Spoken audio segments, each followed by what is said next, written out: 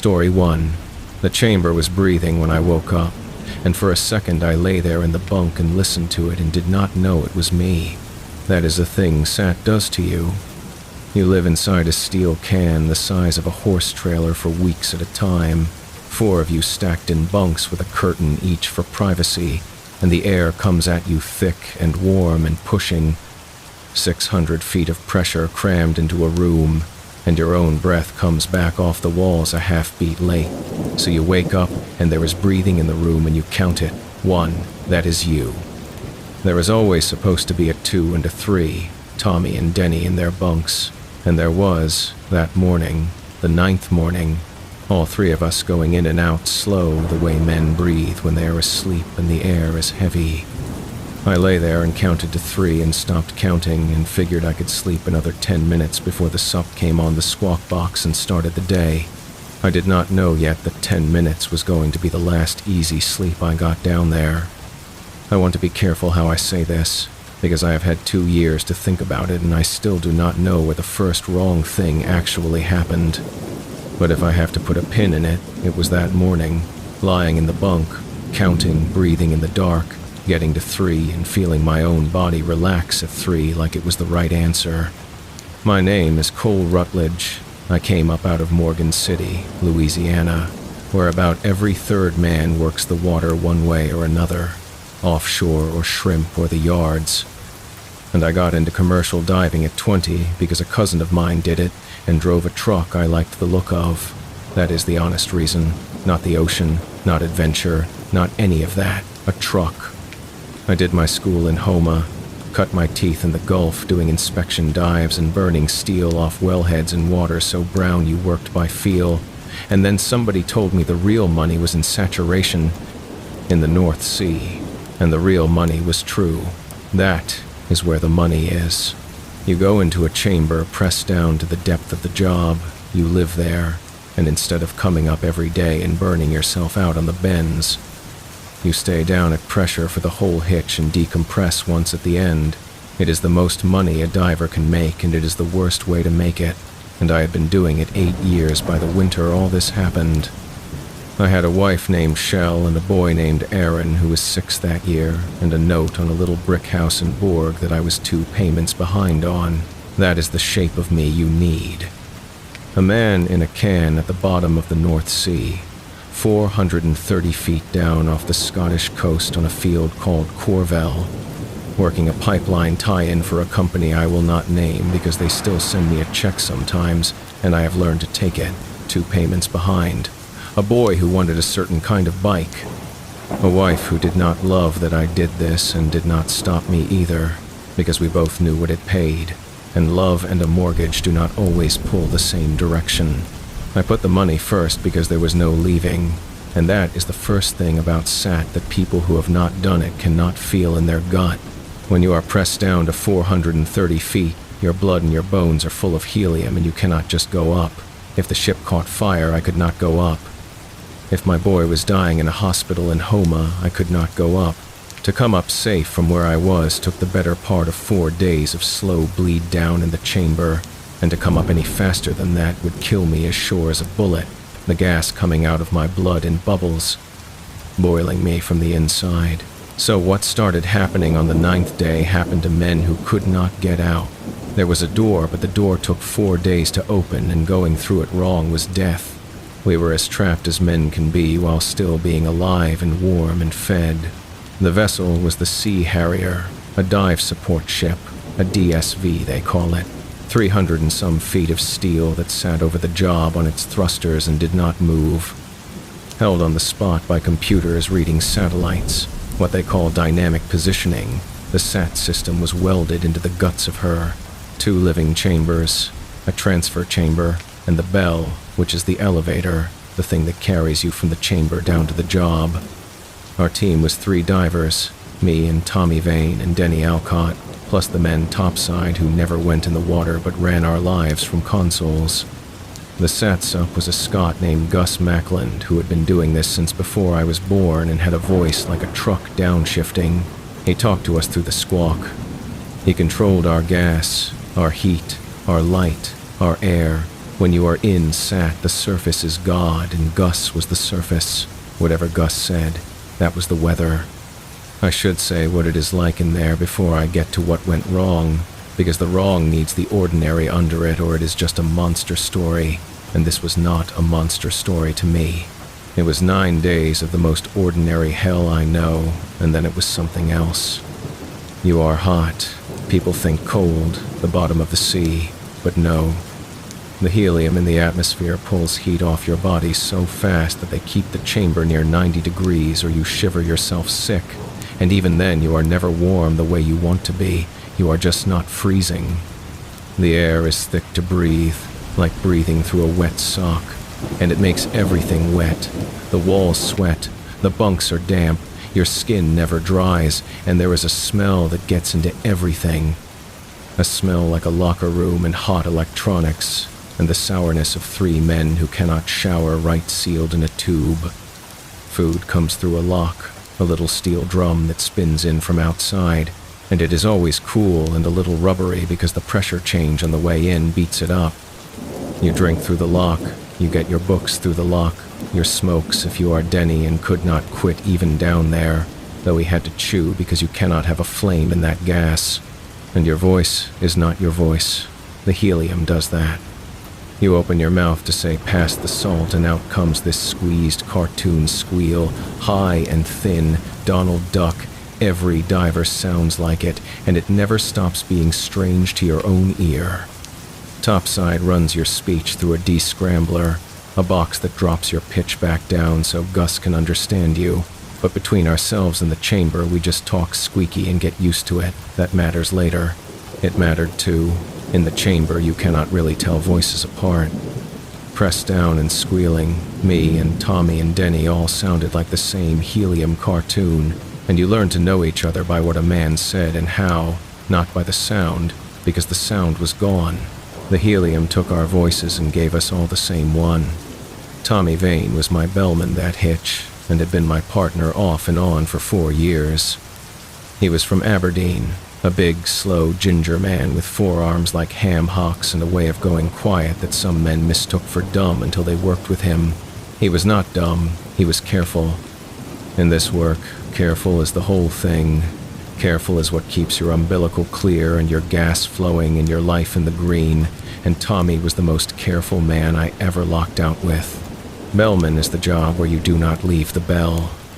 2 divers go down in the bell, and one goes out into the water on his umbilical to do the work, and the other stays inside the bell tending that umbilical, feeding it out and hauling it in, watching the diver's gas and depth and heat on his own panel, ready to come out and save you if it goes bad. When I was in the water, Tommy was my whole world. His hands on my umbilical were the difference between me and a drowned man. I trusted him the way you can only trust somebody who has held your life in a rope. Denny Alcott was the 3rd, younger, from Newcastle, a talker, a gambler, always running some little book on the boat about football scores. He was a good diver with a loose mouth, and I liked him fine, and I will say now, so it is not hanging over the rest of it, that Denny is the part of this I have the hardest time with. I am going to try to tell it straight. Some of it I did not see, some of it I only heard. In Sat, you hear more than you see, always, because the seeing is out a little port the size of a dinner plate, and the hearing is right there in your ear all day and all night on the comms. And I think that is why it came at us the way it did. It knew we lived by our ears. I do not know how it knew. I have stopped trying to know things about it, but it came in through the ears. The bell ran twice a day. My run and Denny's run alternated, one of us out in the water for 6 hours while the other rested and Tommy tended, then swap.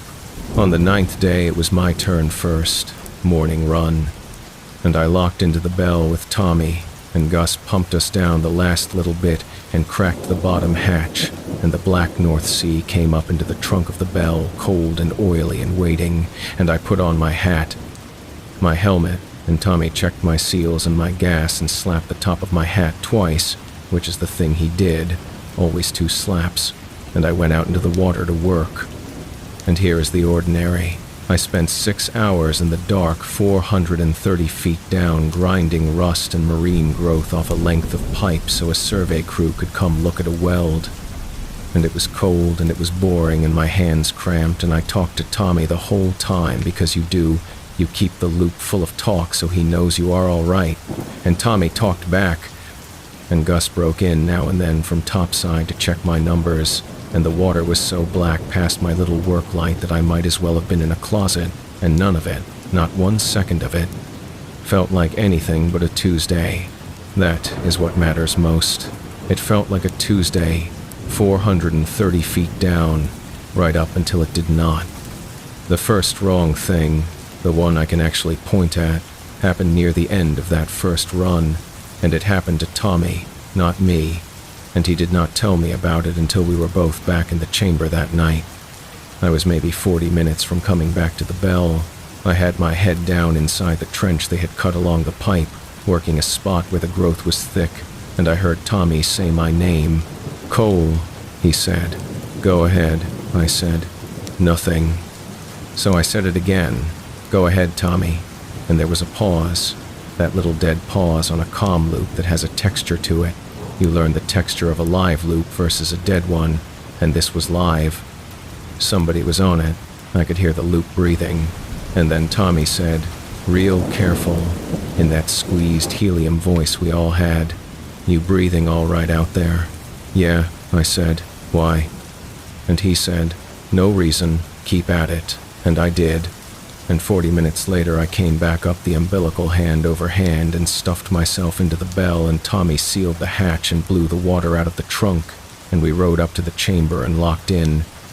And it was not until we had our hats off and were toweling down in that hot, wet air that he told me. He had heard breathing on the loop, he said. My loop, my open mic, the one that carried my breath up to his panel all day so he could hear if I was working too hard or in trouble. He heard my breathing all day. That was normal. That was his job, to listen to me breathe. But near the end there, he said, for a few minutes, he had heard breathing that was not the same as mine. Not louder, he said. Not scared, just under yours. Slower, like there was your breathing, and then down under it there was a second man breathing slow, and the second one did not match. When you pulled, it did not pull. When you rested, it kept on the same. I toweled my head and thought about that, and it did not scare me. I want to be honest about that. It did not scare me because there was a boring answer, and the boring answer was crosstalk. On a big DSV, you have a dozen loops running. 3 divers, the sup, the life support tech, the medic, the client rep, and sometimes the wiring bleeds. A little ghost of one loop leaks onto another, and you get a stray voice, a stray cough, somebody 2 panels over clearing his throat, and it comes up faint on your channel. It happens. It is nothing. I told Tommy it was crosstalk. He toweled his own head and did not say anything for a minute, and then he said, "Aye, probably." But he said it the way a careful man says a thing he does not believe, and I knew Tommy, and I filed it, and I did not sleep quite as easy that night. That is the truth. I lay in my bunk in the dark, counting, breathing. Me and Tommy and Denny. 1, 2, 3. And I got to 3, and this time 3 did not feel like the right answer. 3 felt like a thing I was checking. And I lay there longer than I wanted to, making sure it was 3, and only 3. The next day, Denny had the morning run, and I was in the bunk resting, and Tommy was on the panel tending him, and I heard it myself. I was not asleep. I was lying there with a paperback I had read twice already, listening with half an ear to the loop the way you do. Denny out in the water narrating his work to Tommy in that squeezed voice, Tommy grunting back. The ordinary music of a run, and under it, faint, the way Tommy said, there was another line of breathing, slow, even. It did not hurry when Denny hauled on a line. It did not catch when Denny grunted. It just went in and out, patient, like a big animal asleep somewhere close by in a barn. And once you heard it, you could not stop hearing it, the way once you notice a clock, you cannot unnotice it. I sat up. I pushed the curtain back. Tommy was at the panel with his back to me, and I could tell by the set of his shoulders that he had it in his ears too. I did not say anything. What do you say? There is a fourth man breathing on our loop, and there are 3 of us. I did not say that. I lay back down and I listened to it for the rest of Denny's run, an hour and more, and it never changed, and it never stopped. And when Denny finally came back to the bell and Tommy blew the trunk and the water rushed and roared up the loop, the breathing did not stop for that either. It kept on under the roar. Then Denny locked in, wet and grinning and complaining about his cramping hands, and the second I heard Denny's real live squeaky voice fill the chamber, the other breathing was gone, just gone, like it had been waiting to not be counted. I did not say anything to Denny, neither did Tommy. That night, the 2 of us sat up after Denny was asleep, and Tommy leaned close so his voice would not carry, which is a strange thing to do in a can where you cannot tell one squeaky voice from another anyway. And he said, "You heard it." "I heard it," I said. "That is not crosstalk," he said. "No," I said, "I do not think it is. We told Gus in the morning. It costs something to tell the surface a thing like that. The surface writes everything down. The surface has a medical officer whose whole job is to decide whether the men in the can are cracking up, because SAT does crack men up, the pressure and the heat and the sealed-in weeks of it. Guys get what they call the narcs, or just plain lose the thread, and when that happens they pull you. They abort your SAT, they start your 4 days of decompression, and you lose the rest of the hitch and the money that came with it. And word gets around that Rutledge went funny in the can, and maybe you do not get called for the next one. So telling Gus there was breathing on the loop was telling Gus maybe pull us, maybe end our money, maybe end our careers. We knew that. We told him anyway, because Tommy was careful, and careful men would rather look foolish than dead. Gus listened. To his credit, he did not laugh. He said he would put the medic on the recordings, because everything on the loops is recorded, all of it, hours and hours of squeaky diver chatter logged onto the ship's system. And if there was a 4th breather, it would be on the tape and they would find it, and it would turn out to be a bad ground on a mic, a loose wire making a noise that sounded like breath. That was the dull, sane answer, and I wanted it bad. I wanted a loose wire so much I could taste it.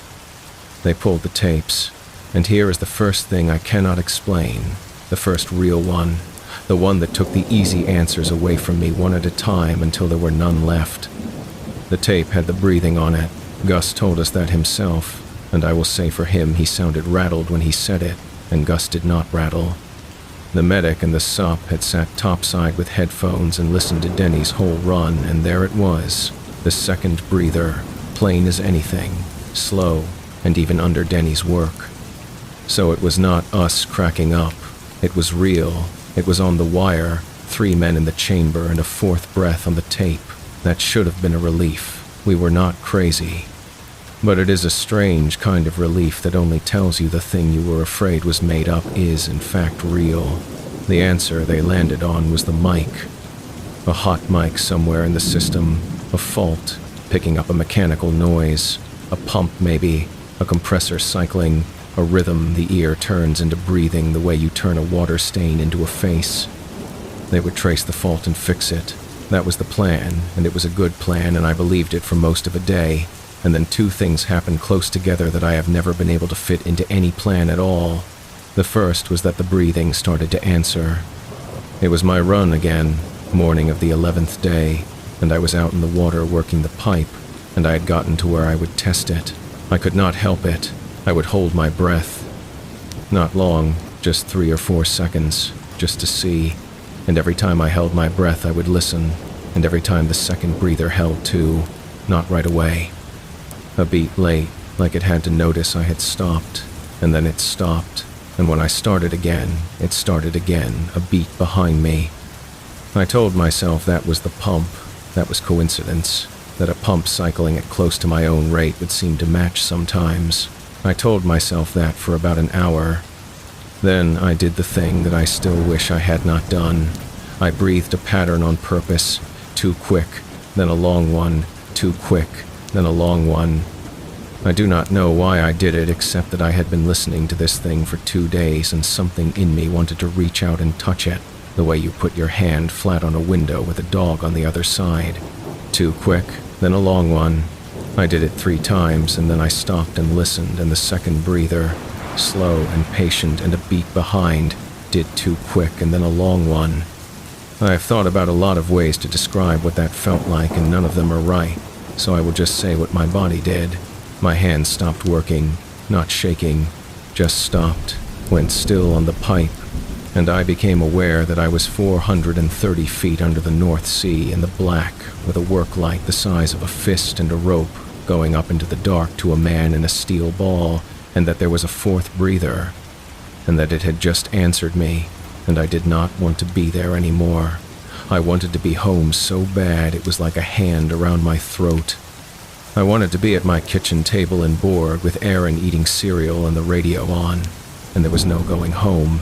There was 4 days of decompression between me and going home, and I could not have any of it. I was stuck at the bottom with the thing that could count. "Cole," Tommy said in my ear. "Cole, you're breathing." I keyed the mic. "I am okay," I said, but my voice came out worse than the helium already made it, thin and wrong even for down there. "Come back to the bell," Tommy said. I came back to the bell. I did not run. You cannot run. You haul yourself hand over hand up a rope with your gas hose and your hot water hose and your comms all bundled into the umbilical, and it takes time. And the whole time I came up, I could hear it, the second breather, and it was not a beat behind me anymore. It was matching me now, right on me, in and out with me exactly, so that the only way I could tell my breath from its breath was that mine was in my own chest, and its was everywhere else. I got to the bell and jammed myself up into the trunk, and Tommy got the hatch shut and blew the water down, and the whole time his eyes were on me through his faceplate, big and careful. And when the trunk was dry and I got my hat off, the first thing I said to him was, "It copied me," and the second thing I said was, "Do not tell Gus." "Do not tell Gus," I said, because I had done the math on the way up the rope. If I told Gus that the breathing answered me, that it copied a pattern I made, then the medic was going to write down that Rutledge is hearing things and interacting with things that are not there, and that is not a hot mic anymore. That is a man losing his mind at pressure, and they would pull me. And here is the part that shames me a little. I did not want to be pulled. Even scared like I was, some cold part of me was still doing the money, still counting the days of the hitch I would lose, still seeing the note on the house and Aaron's bike. And that cold part said if you tell them the whole truth, they will pull you and you will lose the money. So tell them the mic is worse. Tell them anything, but do not tell them it answered. Tommy looked at me a long time. Then he said, "All right." And I have carried that all right around ever since, because Tommy was the careful one. Tommy was the one who would rather look foolish than dead, and I talked him out of the careful thing. And I do not know all the way to the bottom of me whether Denny would still be here if I had let Tommy be Tommy. That afternoon I saw it. Not clear, not in daylight, nothing you could photograph, but I saw it, and it was the first time I put a shape to the breathing. It was Denny's run, and I was resting. And resting in a bell means you are folded into the bell with the bellman while the other diver works. And I was the bellman that swapped because Tommy was topside on a rest cycle of his own. So it was me and Denny in the bell, Denny out in the water, me tending his umbilical and watching my panel, and now and then I would put my face to the port to check his lights. The port on a bell is a thick round window the size of a dinner plate, and past it is nothing, black water, and your own diver's work light a little way off, making a small dirty cone of glow in all that black. I put my face to the port to find Denny's light, and I found it, off to the left, low, where he was working the pipe, and I watched it a second, and then between me and Denny's light, out in the middle of all that black, the black moved. That is the only way I can say it. The black moved. A long, pale place slid through the dark between the bell and Denny's light, unhurried, the way a big fish moves when it is not hunting anything, just going. And it was pale the way a thing is pale that has never had light on it, and it was long, longer than a man, and it went across Denny's light, and Denny's light dimmed for a second as it passed and then came back, And I heard Denny say, on the loop, easy as anything, oi, who turned the lights down. And I could not make my mouth work to answer him. I watched the pale place slide off into the black on the other side, toward the bell, toward me, and I lost it in the dark below the port, and then I felt it. I did not see it or hear it. I felt it through the steel, a slow pressure against the bottom of the bell, something big leaning on the hull the way a cow leans on a fence, testing it, feeling the give, and then it was gone, and Denny finished his run and came back up the rope, none the wiser, and I never told him what had been in the water with him. I told Gus that night, on a private loop, just him and me, and Gus was quiet a long time.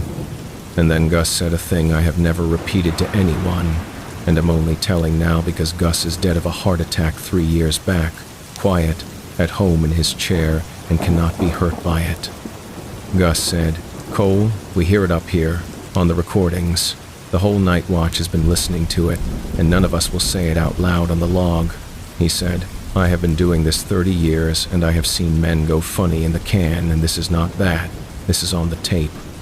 And there is a thing on the tape that breathes, and I do not know what it is, and I want you lads out of the water."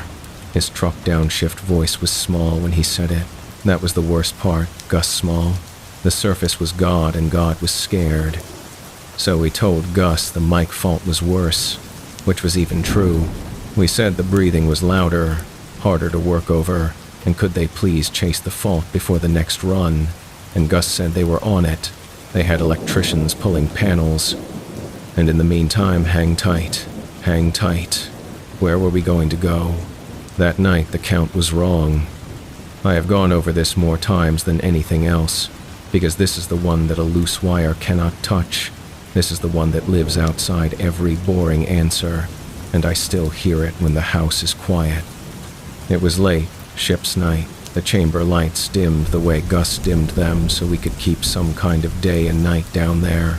Denny was asleep behind his curtain. Tommy was asleep behind his. I was not asleep. I was lying in my bunk doing the thing I could not stop doing anymore, counting the breathing in the room. 1, me. 2, Tommy, slow and heavy, the big man asleep. 3, Denny, quicker, a young man's sleep. 1, 2, 3. I got to 3, and I made myself stop, the way you make yourself stop checking a locked door, and I lay there in the dim and the heat and the wet, and I started to drift, and I counted 4, not on the loop this time, not in my ear through a mic from 400 feet down, in the room, in the chamber, with us. Under Denny's quick young breathing and Tommy's slow heavy breathing and my own, there was a 4th, and it was the slow patient, even one I knew now. The one that had done 2 quick and a long one back to me in the black water, and it was in the can. It was breathing our air.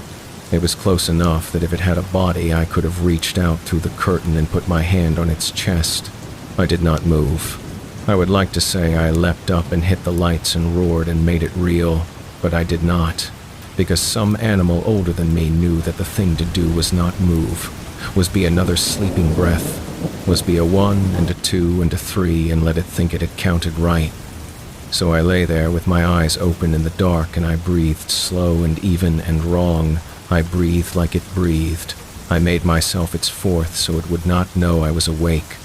And I listened to 4 breaths in a room built for 3, and it was the longest hour of my life, and I did not sleep at all, and along about the time Gus was going to bring the lights up, I heard Denny's curtain slide. Denny got up. In the dim, I saw him swing his legs out and sit on the edge of his bunk with his head down, the way a man sits when he is woken up in the night and does not know why. I lay still. I watched him through the crack in my own curtain. And Denny sat there for a while, and then he said something quiet in that squeezed helium voice. And at first I thought he was talking in his sleep, and then I understood he was talking to somebody. I could not make the words out. That is the truth, and I have stopped trying to dress it up. Squeezed down and helium thin and quiet, 3 feet away, I could not make Denny's words out. But I could hear the shape of it, the up and down of it, and it was the shape of a man having a conversation. He would say a little something and then wait. And in the waiting, in the little gap where the other half of a conversation goes, there was the slow, patient breathing, close, and then Denny would say his next low piece, like he had heard an answer I could not hear. I said his name, Denny, soft. He went still. Then he lay back down and pulled his curtain, and that was that. And in the morning when Gus brought the lights up, Denny was ordinary Denny, running his little football book, complaining about the eggs. And I got him alone by the food lock while Tommy was on the head, and I said, "Denny, you were talking last night." And Denny looked at me with no bottom in his eyes at all, friendly, blank, and said, "Was I? Sorry, mate." And I said, "Who were you talking to?" And Denny smiled and said, "My Nan," and went back to his eggs. Denny's Nan had raised him. He had told me that 100 times on 100 boats. His Nan in Newcastle who raised him after his mother took off, his Nan who had died the spring before, and Denny had gone to the funeral and come back to work and been quiet a week and then been Denny again. And now he was down 430 feet in a steel can telling me he had spent the night talking to his Nan and smiling about it, easy, like it was the most natural thing in the world. That is the one that told me what it was doing, not what it was.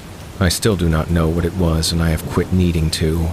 But what it was doing, I understood then, standing by the food lock watching Denny eat his eggs. It had listened to us. It lived by our ears the same as we did. It had come in through the ears, and it had listened to 11 days of 3 men talking in a can, and it had learned us. It knew Denny's Nan was dead. It knew Denny missed her. It had breathed at us until it could count, and then it had listened until it could talk, and it had found the door into Denny, and the door into Denny was a dead woman in Newcastle who used to sing him to sleep. I did tell Gus then. I told him all of it, the answering, the count, Denny talking to his dead Nan. I did not care about the money anymore.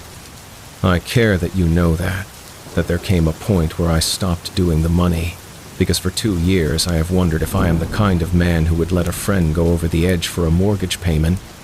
And the answer I have to live with is that I did the money right up until I saw Denny smile about his Nan, and then I stopped. Draw the line where you want. That is where mine is. Gus started our abort. 4 days of decompression, beginning immediately, get us up and out. He did not think there was a 4th breather in the water. I want to be fair to Gus. He thought Denny was cracking and that it was contagious, that fear in a can spreads man to man, and that the right call was to bring us up before all 3 of us were talking to the dead.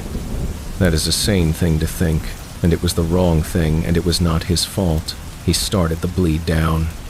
The pressure in the chamber started to come off, slow, so slow, the numbers on the gauge ticking down a foot at a time, and every foot was a foot closer to home. And I lay in my bunk and watched the gauge and did the only praying I know how to do, which is not really praying. It is just saying please into the dark. We were 3 days from the surface when it took Denny. Decompression is a strange in-between country. You are not at the job anymore, and you are not home yet. The pressure comes off so gradually that your body barely knows it is happening, and there is nothing to do, no runs, no work. Just 3 men in a can watching a number get smaller and trying not to look at each other too much. It should have felt like relief. Every hour was an hour closer to air I could actually breathe, to standing up in daylight, to a phone I could call Shell on. But the thing was in the can with us now. I had counted it. It was riding up with us, and I understood that decompression was not an escape. It was a 3-day hallway, and there was a door at the end of it, and there was a 4th of us in the hallway, and it was patient, and it was learning to talk. That night, the first night of the bleed-up, it used Denny's Nan on Denny for the last time. I was awake. I was not going to sleep again in that can, and I knew it. I had taken to lying with my curtain open a crack and my eyes on Denny's bunk, and Tommy had taken to the same, so that the 2 of us lay in the dim watching a sleeping man like we were sitting up with a body, which I suppose we were. And along about the middle of the night, Denny's curtain slid and Denny got up, and this time he did not sit on the edge of his bunk. This time he stood, and in the dim I could see his face, and his face was happy. That is the worst of it. He looked the way a man looks coming through the door at his own homecoming. He looked like a boy who had heard his nan calling him in for supper. "Denny," I said. I sat up. Tommy sat up. Denny did not look at us. He walked, easy and glad, toward the far end of the chamber, toward the trunk, toward the hatch that led down through the transfer lock to the bell, to the wet part, to the water. And the whole time he walked, he was talking, quiet, happy, that shape of a conversation with the gaps in it. And now I could hear the other half filling the gaps, and the other half was breathing. The slow, patient breathing, close, right beside him, walking him to the water. I got out of my bunk. Tommy got out of his. We were both on him before he reached the hatch. Tommy's big arms around Denny's chest from behind, me in front with my hands on his face saying, "Denny, Denny, look at me." And Denny looked at me and smiled and said, in his own voice, in that squeezed helium voice that was still somehow all Denny, "She is right here, Cole, she come all this way." And I said, "There is nobody here, Denny. It is a lie. It is not her." And Denny said, "She says you cannot hear her because you never listen." And that landed in me like a hook, because it was the kind of thing a real Nan says. It was too true and too small to be made up, and for 1 second I believed it. For 1 second I thought maybe there is a woman here and I am the one who is wrong, and in that 1 second Denny got a hand on the hatch dog. I do not know how to tell the next part except plainly, and plainly it goes like this. Denny got the hatch dog turned. There should have been a pressure lock, an interlock, a lock to stop a man opening a hatch he should not, and there was, and it should have held, and it did not. And I have been told since by people who know the system better than me that what happened next was not possible, that the hatch could not have opened against the pressure differential the way it did, that the water could not have come the way it came. I was there. It came.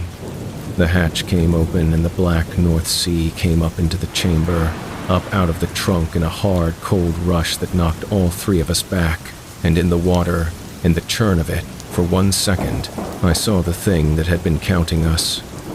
I am only going to say what I saw. I am not going to build it up. In the rush of black water there was a paleness, long, and it was not a fish, and it was not a man, and it was the size of both together, and it had a face, or a front that had learned the shape of one, turned up toward us out of the water, and it was working its mouth, slow, patient, and I understood watching it that it was breathing, that it was showing me it could breathe our air now. It had learned that too, and then it had Denny. It did not drag him. That is the part that comes to me at night. It did not thrash, or drag, or fight. Denny went to it. In all that cold black churn, Denny reached down into the water toward the pale thing with his arms open the way a man reaches for someone he has missed, and I went in after him. I got a hand on his leg as he slid down into the trunk, both hands. I had him by the boot and the ankle, and I hauled back with everything I had. And the water that came up around my arms was the cold of the bottom of the sea, near freezing, and it shocked my hands the way that cold shocks everything living. It opened them. My fingers came open against my own will, and Denny's leg went out through my hands, and the water took him down into the trunk, and the hatch, which could not have opened, swung shut, and the water went back down where it belonged, and the gauge, which should have gone wild, barely moved, and then it was quiet. Tommy and I lay on the floor of the chamber in a spreading skin of seawater in the dim light, and neither of us said anything for a long time. My ears were ringing. My whole body was shaking with the cold of that water, which had been the temperature of the bottom of the sea, near freezing, and the heat of the chamber was already fighting it back. The way the heat always fought the cold down there, 90 degrees pushing the chill back out of my bones, and I lay there and shook and looked at the hatch. It was dogged shut. It looked like it had never been open. There was a dead man's worth of water on the floor and a hatch that had never been open and no Denny. I keyed the squawk. I do not remember what I said. Gus told me later I said Denny is gone, and then I said it 4 or 5 more times, and then I stopped making sense. Topside went to general quarters, all the alarms, and there was nothing anybody up there could do. because we were 2 days from a pressure a human being could survive at. And there is no going in through a hatch to help a man in a can. You cannot open us to the air any faster than the 4 days without killing us. And so the whole ship, the whole crew, dozens of men, stood around consoles and hatches for 2 days and could not reach the two of us any more than they could have reached the moon. 2 days. That is the part nobody writes about when they write about being trapped. Denny went into the water the first night of the bleed-up, and Tommy and I had 2 more days in that can, decompressing, before the door at the end of the hallway would open. 2 days sealed in a steel tube with the water Denny had gone into, and the hatch he had gone through, and the thing that had counted us and answered us and learned to talk, and now it had Denny's voice too. Because that is what it did with those 2 days. The first night it had used Denny's Nan. Now it had Denny. It started the next ship's night. Tommy and I were not sleeping. We were sitting up against the far wall, as far from the trunk hatch as the can allowed, which was not far. Nothing in a sat chamber is far from anything. And the lights were dim, and we were just sitting, shoulder to shoulder, 2 big grown men holding onto each other's arms like kids. And from the trunk, from the other side of the dogged hatch, quiet, came Denny's voice. "Lads," it said, in Denny's squeezed helium voice, easy and friendly. "Lads, it is all right. It is not what you think down here." Tommy's hand crushed my arm. I put my other hand over his mouth, though he had not made a sound, just to have my hand somewhere, just to have something to do. "Tommy," it said. "Tom. Your girl phoned the boat," it said, and my heart went to ice, because Tommy had a daughter, and Tommy's whole life since the divorce was that girl, and the boat could not phone us in the can. There was no phone in the can, and it knew about the girl. It had listened to Tommy talk about her for 11 days, and now it was on the other side of the hatch in Denny's voice, telling Tommy his girl had phoned. "She is poorly," it said. "She is asking for you. Come, and I will take you to her." It knew things. That is what I keep circling back to, 2 years on, sitting in my kitchen in the daylight where none of this can reach me. It knew Tommy's girl was called Fiona, and it used the name. It knew she had asthma as a child, and it said she cannot get her breath, Tom, which is the cruelest thing you could say to the father of an asthmatic girl. And Tommy had never once said the word asthma on that whole hitch. I would swear to it, so I do not know how it knew, unless it knew things the way it did everything else down there. By some sense, we do not have a word for listening past the ears to whatever it is in a man that holds the shape of the people he loves. It found Fiona in Tommy, and it found Aaron in me, and it laid us open with the names of our own children, patient, in a dead man's voice, for 2 days, and it never once raised that voice. And that is why it nearly worked. A thing that screams, you can brace against. A thing that says your child's name softly, kindly, in the dark, and tells you it can take you to them. That thing gets in under the place where you brace. The second night it changed its approach with me.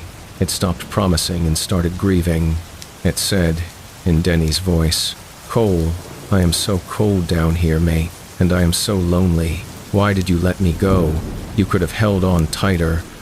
And that one was aimed dead center because it was half true. I had let go. In the churn of that water, I had let go of Denny's leg because the cold of the sea had shocked my hands open. And I have never once been sure I could not have held on. It played that. It played the exact thing I could not forgive myself for, and it played it in his voice, and it asked me to come down into the water and make it right. And God help me, I got up onto my knees before Tommy caught the back of my shirt and pulled me down, and we lay there in the wet, and it was my turn to be held. And Tommy held me and put his mouth against my ear and said, over and over, in his own squeezed voice, "It is not him, it is not him, it is not him," until the wanting to go passed through me like a fever breaking. "She is poorly," it said again, later, going back to Tommy, tireless. "She is asking for you." I held Tommy for 2 days. That is the plain shape of it. Whatever was in the trunk went at us the whole time. Patient, never loud, never a scream, never a jump, just Denny's easy, friendly voice through a hatch, working the seams, finding the soft places. It knew Tommy's girl. It knew my boy. Along about the second day it started on Aaron. It said Aaron had had an accident on that bike he wanted. It said Shell was trying to reach me and could not. It said, "Come and I will carry the message home." And I knew it was a lie. I knew it the way you know the sun is up, and it still worked on me. It still got the hook in, because it did not need me to believe it. It only needed me to not be sure. It only needed a crack. And a man 2 days into a nightmare in a steel can, with his friend gone into the water and his boy's name coming through a hatch in a dead man's voice. That man has cracks. I had cracks. I put my back against the wall and I held Tommy Vane and Tommy Vane held me, and we did the only thing there was to do, which was refuse. We did not answer it. We did not go to the hatch. We did not open the door. Every hour that voice found a new soft place in me, and every hour I said no into the dark, not out loud, just no, no, no, the way you say please, and the gauge ticked down a foot at a time, and the door at the end of the hallway got closer. There is a thing careful men know that reckless men do not, and it is that most of surviving is just not doing the thing, not opening the door, not going to the voice, not being sure. Tommy taught me that with his silence over 4 years, and he taught it to me again those 2 days, because Tommy, who had more reason than me to break, who had a poorly girl on the other side of that lie, Tommy never moved, not once. He sat against the wall and shook and wept without a sound and held my arm, and he did not go to the hatch, and it was the bravest thing I have ever seen a man do, sitting still, doing nothing, for 2 days. While a thing wore his dead friend's voice and told him his daughter was dying. We came up on the 4th morning. The gauge reached the surface. The pressure was the pressure of the world, and topside cracked the final lock, and hands reached in and pulled us out into cold gray Scottish daylight and air I could breathe. Real air, thin and sharp and free. And I came out of that can on my hands and knees onto the deck of the Sea Harrier, and I put my face against the cold, wet steel of the deck, and I breathed the open sky, and I did not get up for a while. They found no fault in the system. I want to say that so you have it. The electricians never found a hot mic, never found a bad ground, never found any wiring that could make a breathing sound. The hatch interlock tested perfect after, cycled 100 times, never failed. The recordings of the loops had the 4th breather on them, hours of it. And a company that did not want the trouble filed those recordings somewhere I have never been able to reach, and settled with Denny's people, and put out a paper that used the word incident and the word decompression and did not use any other words. Denny Alcott went in the water off Corvell Field 3 days from the surface, and they never got his body back. And the report says he opened a hatch in a state of psychological distress. And I signed a thing that let them say that, because they paid me to, and because what was I going to write instead? That there is a pale thing 430 feet down that learns your voice by listening. Try putting that in a report. I did not dive again. 8 years of it, and the best money a working man from Morgan City is ever going to see. And I walked away from the boat in Aberdeen with a bag over my shoulder, and I have not put a hat on since. Shell did not ask me why for a long time, and when she finally did, one night at the kitchen table with Aaron asleep down the hall, I tried to tell her, and I got about as far as there was breathing in the room, and I could not make the rest of it come. She held my hand across the table. She did not understand, but she held my hand, and she has not asked again, and I love her for it more than I can say. We caught the note up the year after. We are not behind on the house anymore, and Aaron got the bike, and it cost what it cost. And some mornings I stand in the kitchen and look at that paid-up house, and I do the arithmetic of what a man will do for it, and I do not always like the answer. Tommy Vane did not dive again either. We talk on the phone maybe twice a year, the two of us, across an ocean, and we do not talk about it. We talk about his girl who is grown now and fine and was never poorly at all, and about Aaron, and about nothing, the weather, football, and there is always a moment near the end of the call where one of us goes quiet and the other one waits, and in that quiet, I know we are both listening, and neither of us says what we are listening for.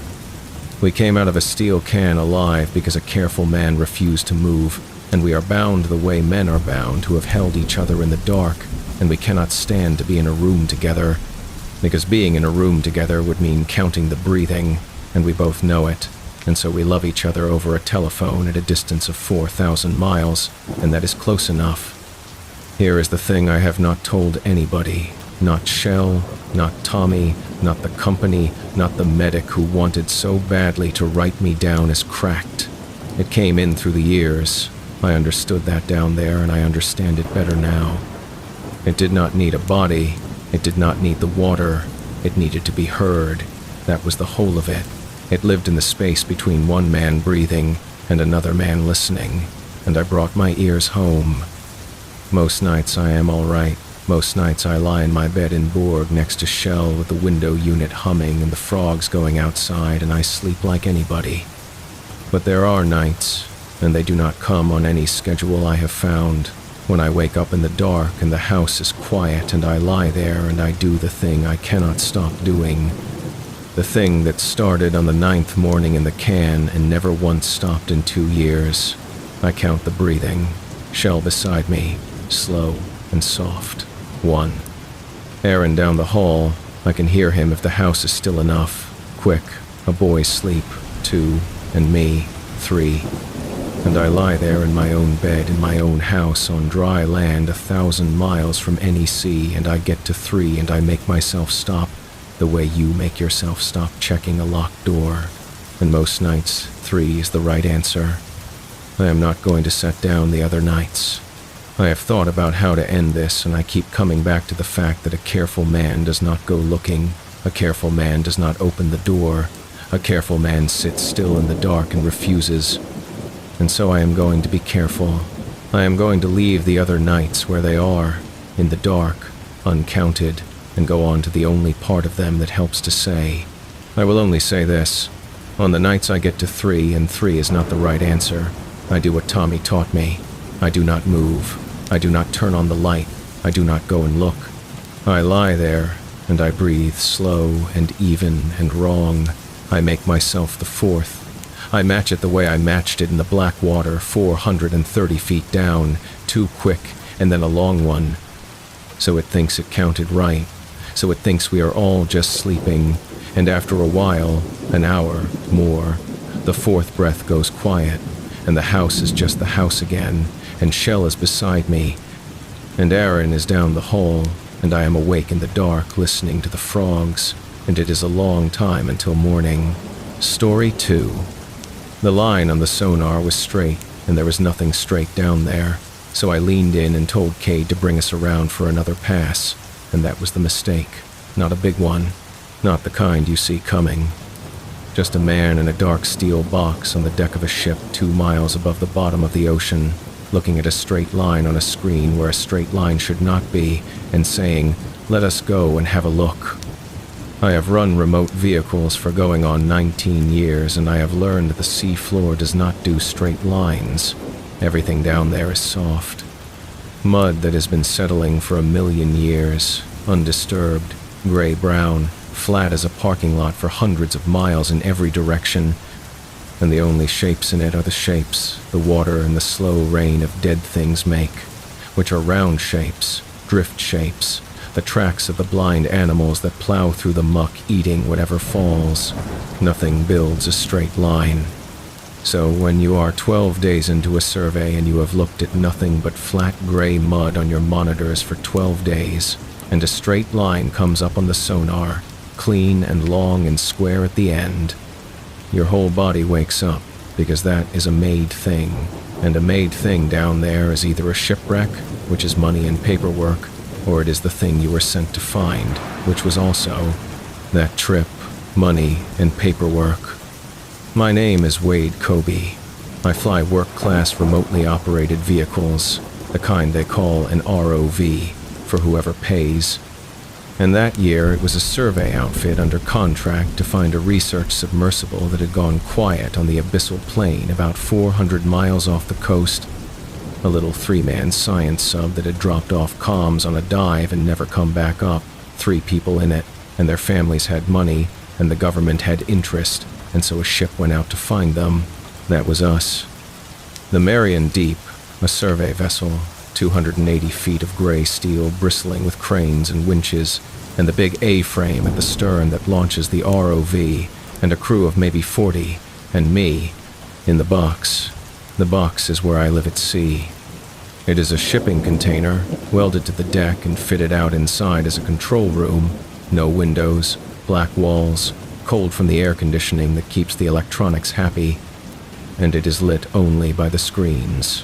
Banks of screens. The ROV has cameras, 7 of them, and sonars, and sensors, and every one of them feeds a screen in the box.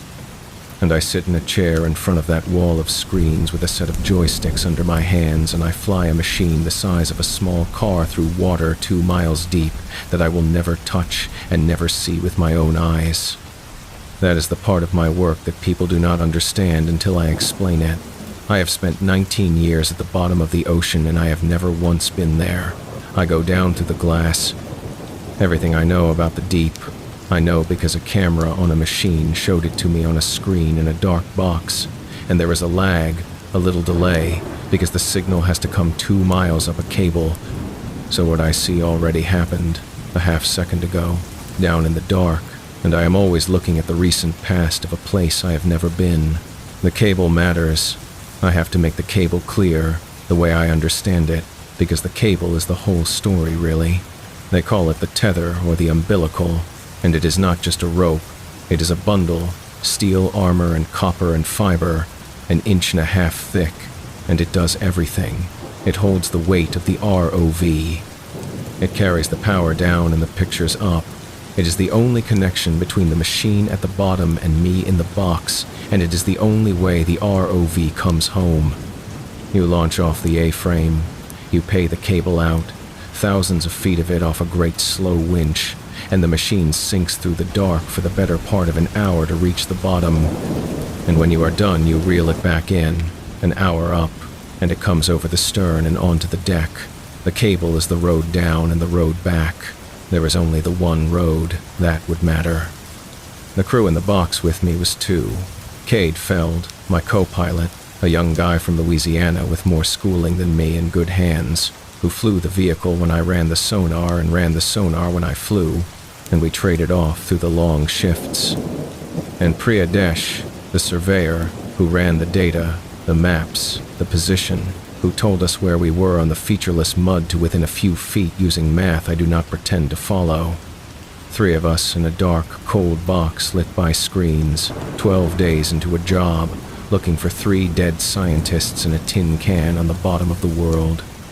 Outside the box, on the deck, in the daylight I mostly did not see, were the winch crew and the launch crew and the client rep. A company man named Sorensen who represented the people paying for all this, and who spent most of his time in the box behind us watching over our shoulders and wanting things to happen faster. I should say what I had ashore, because a man goes to the bottom of the ocean for a reason, and the reason is never the ocean.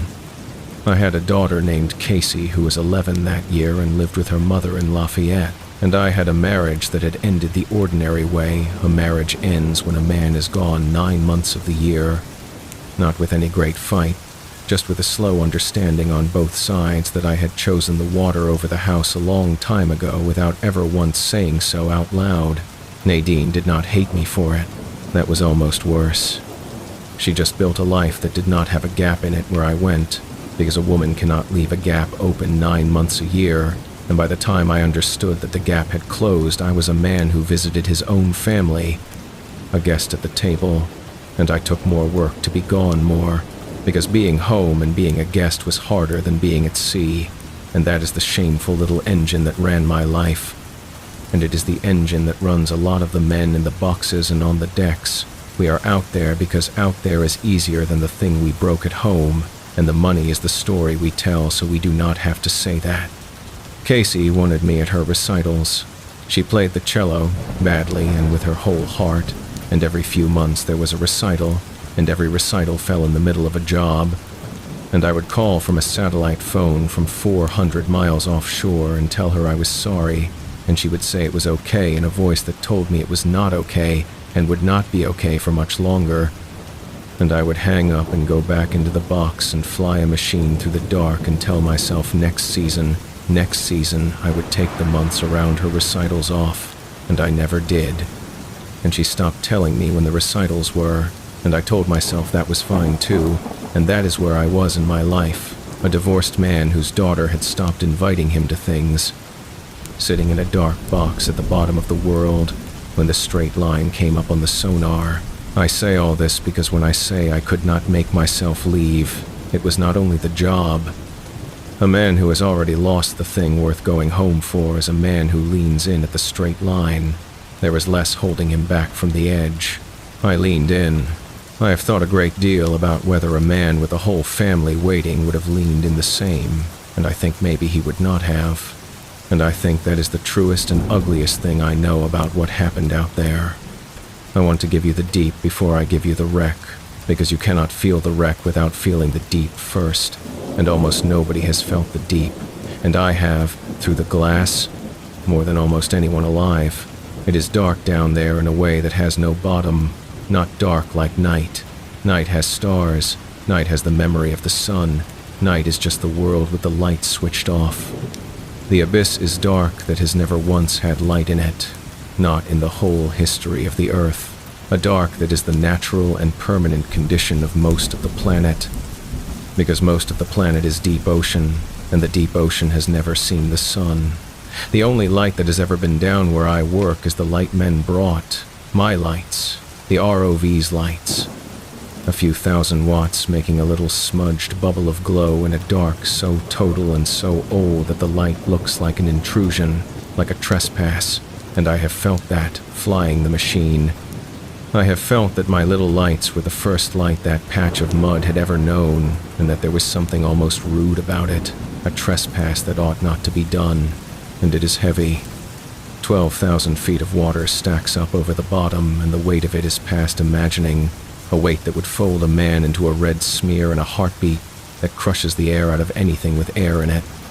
And everything that lives down there lives inside that weight, is built of that weight, and when my lights find one of them, some pale, blind, soft thing pulsing along, I always think, you have never been anywhere that did not want to crush you.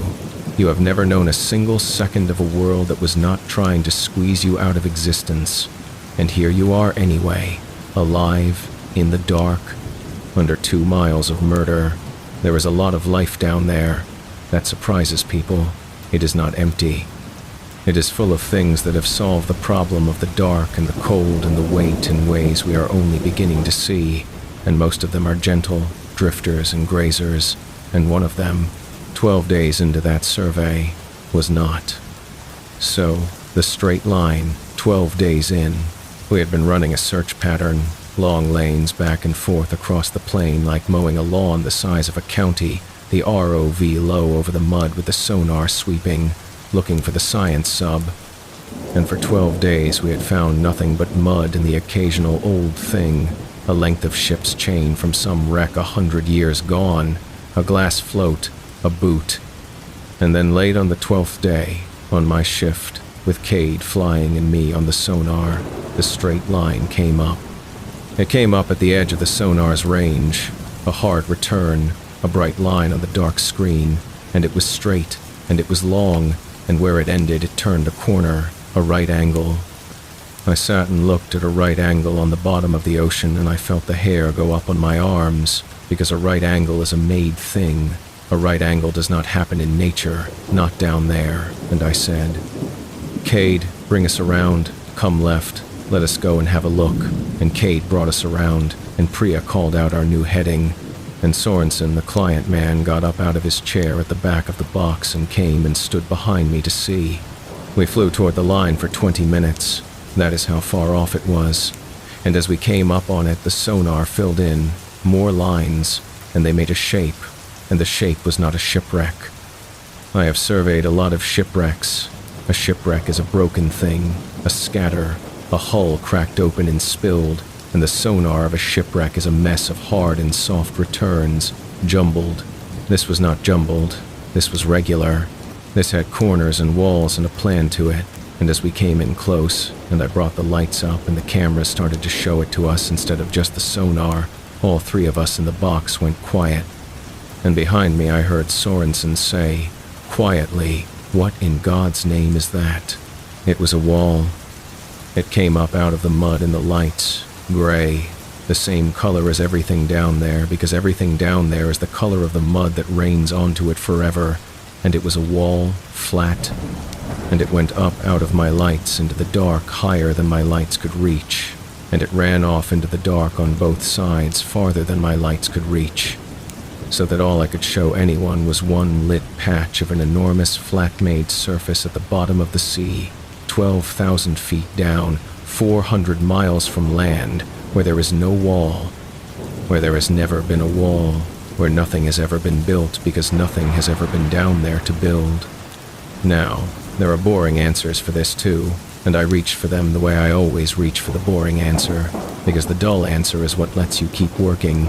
My first thought was that it was a rock, a basalt formation, columnar basalt, which can look weirdly regular, which can look built, and I have seen it fool good surveyors.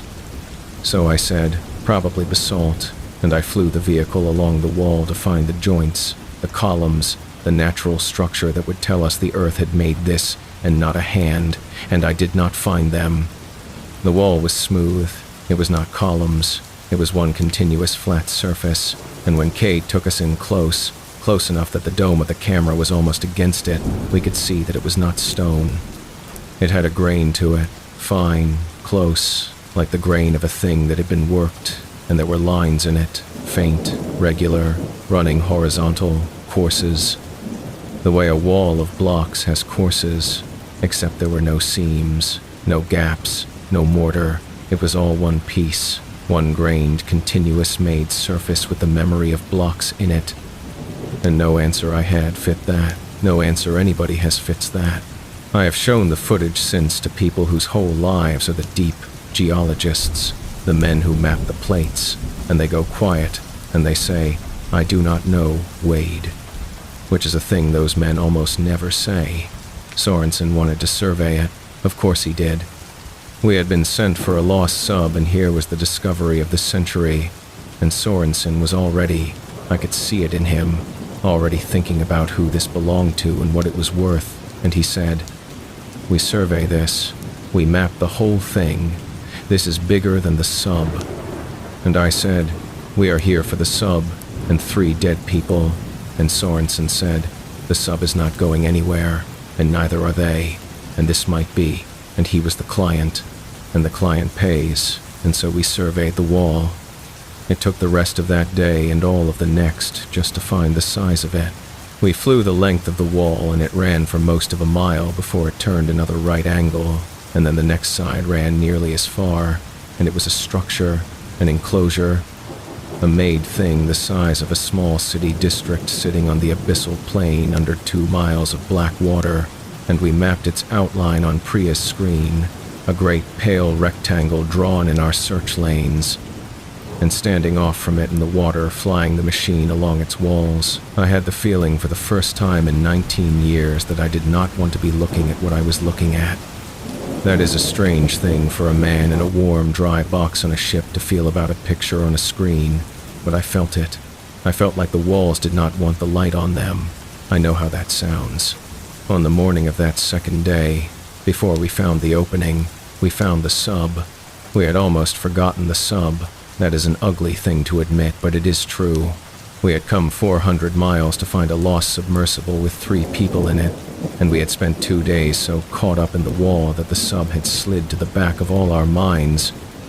And then Cade was flying us along the base of the wall looking for the bottom courses, and he slowed, and he said, "Wade," and I looked up from the sonar, and there it was on the main camera, sitting against the wall. The science sub, the one we came for. A little white 3-man submersible, the kind of thing that looks like a fat torpedo with a bubble on the front and a sample arm folded underneath. And it was sitting on the mud right up against the base of the Great Wall, upright, level. It skids down flat in the muck the way it would sit if it had landed soft, if a careful pilot had set it down gentle. and it was whole, not crushed, not broken.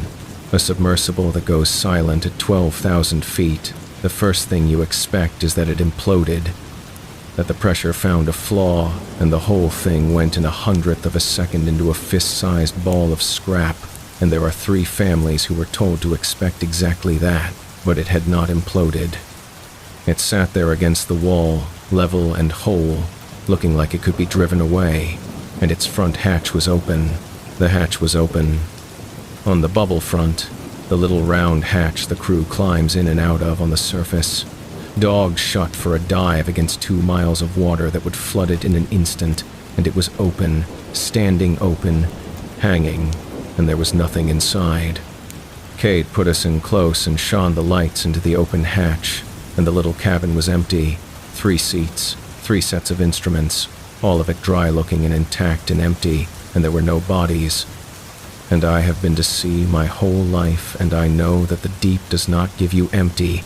The deep gives you either a whole sealed tomb, or it gives you a crush, and it does not give you a whole intact submersible with the hatch standing open and nobody inside, because the only way that hatch opens is somebody opens it, and the only way it is empty is somebody got out.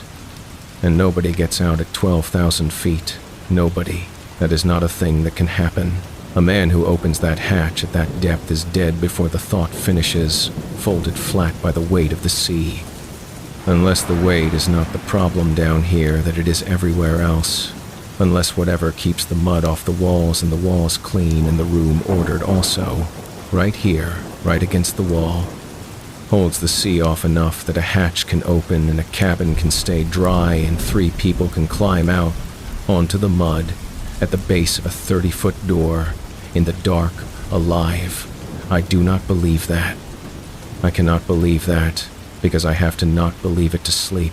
But I flew a camera up to an open, empty, dry hatch on a whole submersible 2 miles down, and there is no version of that I do believe, and so I am left with the one I cannot.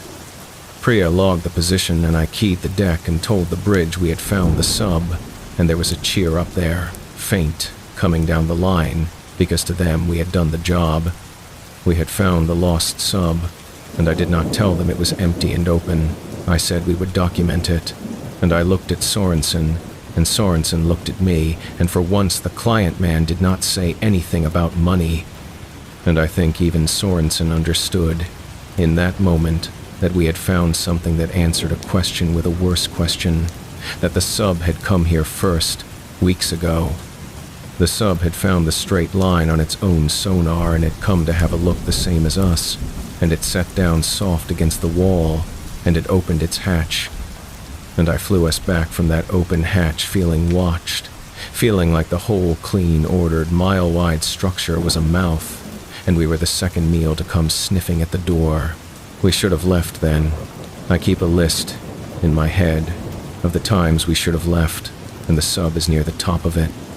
But we did not, because the client wanted the structure documented, and the structure was the biggest thing any of us had ever seen, and the pull of it was stronger than the fear, at least in the daylight, at least before the light went out. So we kept on. We surveyed the walls, and on the second day, that afternoon, we found the opening. It was on the 4th side, the last one we mapped. A gap in the wall, tall and narrow, a doorway, and I do not use that word loosely. It was a doorway. It had a lintel, a straight span across the top, and it had jambs, straight sides, and it was proportioned like a door is proportioned, taller than wide, made for a thing to pass through standing up. And what it was made for stood taller than a man, because the doorway was the better part of 30 feet tall. And I sat in the box and looked at a 30-foot doorway at the bottom of the ocean, and I felt the whole shape of my life go strange, because I fly a machine through the recent past of a place that has never seen the sun. And now the place had a door, and a door means an inside, and a door that size means the thing that used it was 30 feet of something, and a door means the thing that used it went in and came out. Went in and came out, over and over, enough times to wear a door. Cade said, out loud, real quiet, I do not want to go in there. And I said, we are not going in there, and I meant it. I had already decided. Whatever Sorensen wanted, I was not flying my vehicle through a 30-foot doorway into the inside of a made structure 2 miles down, because the number one way you lose an ROV is you fly it into an overhang or a wreck, and you snag your tether and you cannot get it out, and I was not going to snag 10,000 feet of tether inside that thing. So we would map the outside. We would light the doorway from a standoff distance, get our footage, and that would be that. We stood the vehicle off from the doorway, maybe 40 feet back, and I brought all the lights up full, every lamp on the ROV, and pointed them into the opening to see how far back the light would go, to see if we could see an inside without going in. The light went in about 60 feet and then it stopped, not because the room ended, but because there was so much room that the light just ran out of reach in all that space. And in the little bit of inside that our lights could touch, there were more walls, and the walls had openings in them too, going deeper, and there were shapes on the floor, low shapes, regular, arranged. That might have been anything. Blocks, benches, tables, plinths, arranged in rows going back into the dark that our light could not reach, and it was ordered. It was a maid-ordered inside built for a tenant 30 feet tall, and it was precisely as intact as the day it was made. No rubble, no collapse, no drift of the mud that rains down forever and buries everything. And that was the thing that finally got all the way into me, standing off from that doorway looking 60 feet into an ordered room. Everything down there gets buried. The mud rains and buries everything. Chain, boots, wrecks, bones, all of it goes under the drift in a few centuries, a few thousand years at most. This structure was not buried. The mud was not on it. It was clean, which meant either it was new, which was not possible, or the mud did not fall on it. The mud stayed off it, and I could not think of a single reason the mud would stay off a thing unless the thing was still, in some way I did not want to name, keeping itself clean. We did not survey the inside that first afternoon. We ran out of shift. There is a hard rule about crew hours, 12 on and 12 off, because a tired pilot wrecks a vehicle, and my 12 were up, and the other watch, the night crew, took over the box. Now, normally, at the end of a survey day, you fly the vehicle up off the bottom a little way, and you park it, mid-water, hovering in the black on its tether, thrusters holding station, and you leave a man to babysit it while the rest of you sleep, and in the morning you fly it back down and go on, and that is what the night crew did. They parked the ROV in the water off the doorway, not on the bottom, up in the black, holding station, and one man sat the box and minded the screens through the night, while the machine hung 2 miles down in the dark with its lights on low. I did not sleep well. I never sleep well on a job. The ship's motion and the shift work turn your body inside out, but that night was worse, and I lay in my rack feeling the ship hold its position on the thrusters, that particular non-motion of a ship that is fighting the sea to stay in one spot, and I thought about the vehicle hanging down there in the dark off that door, and along about 3 in the morning I gave up on sleep and I got up and I went to the box to see. The night man was a quiet older fellow named Errol, and when I came in he did not look around. He just said, "Lo, Wade, come look at this." And I have known enough men in enough boxes to know the voice a man uses when he has been alone with the screen too long and has seen a thing he does not want to have seen by himself. I pulled up a chair. On the main camera was the doorway, lit low, the way they had left it, the 30-foot opening a paler black in all the black, and Errol had the vehicle holding steady, and he said, "Watch the bottom of the door," and I kept my eyes on it, and for a long time nothing, and then, at the bottom of the doorway, where the jam met the mud, the dark changed. Something came to the bottom edge of the doorway from inside, low, keeping to the floor, and it did not come out into our light. It stopped at the very edge, in the last inch of dark before our light began, and it stayed there, and Errol said, "It has been doing that for 2 hours.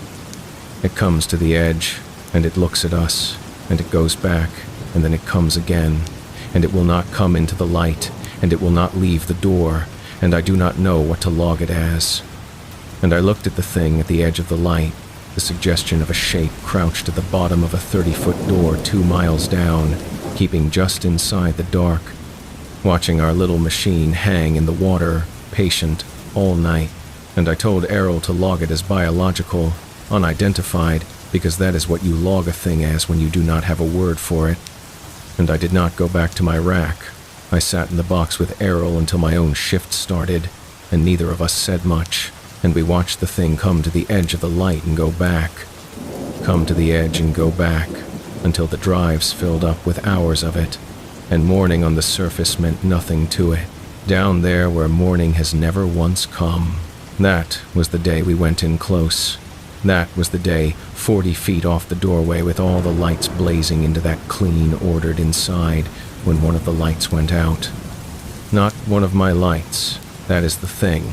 I need to be exact about this because it is the moment everything turned. One of my ROV's lights did not go out. A light went out inside the structure, deep in the room, back past where our own light reached, in the dark part, in the part 60 feet in and beyond where we could not see. There had been, I realized only when it stopped, a faint glow back there, deep in the room, so faint I had taken it for the far edge of our own lamp scattering off the mud. A dim greenish nothing at the limit of sight, and it went out, and when it went out, I understood it had not been our light at all. It had been a light of its own, back in the dark of the room, and it had just been switched off, or covered, or turned away, and the way you turn a light off in a room is you decide to, and the way you cover a light is something passes in front of it. Something passed in front of it. I did not say anything. Cade did not say anything. Priya, behind us, said, in a small voice, "Was that us?" And I said, "No," and I should have pulled us out right then.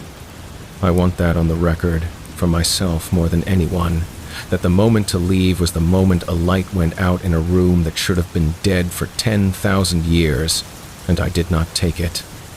Because I am a professional and professionals do not spook, and because Sorensen was standing at the back of the box saying, "What was that? Did you see that? Get us closer," and because some part of me, the same part that leans in at a straight line on the sonar, wanted to see, I have stopped fighting that part of me. It is the part that is good at my job, and it is the part that nearly got us all killed, and they are the same part. They do not come separate.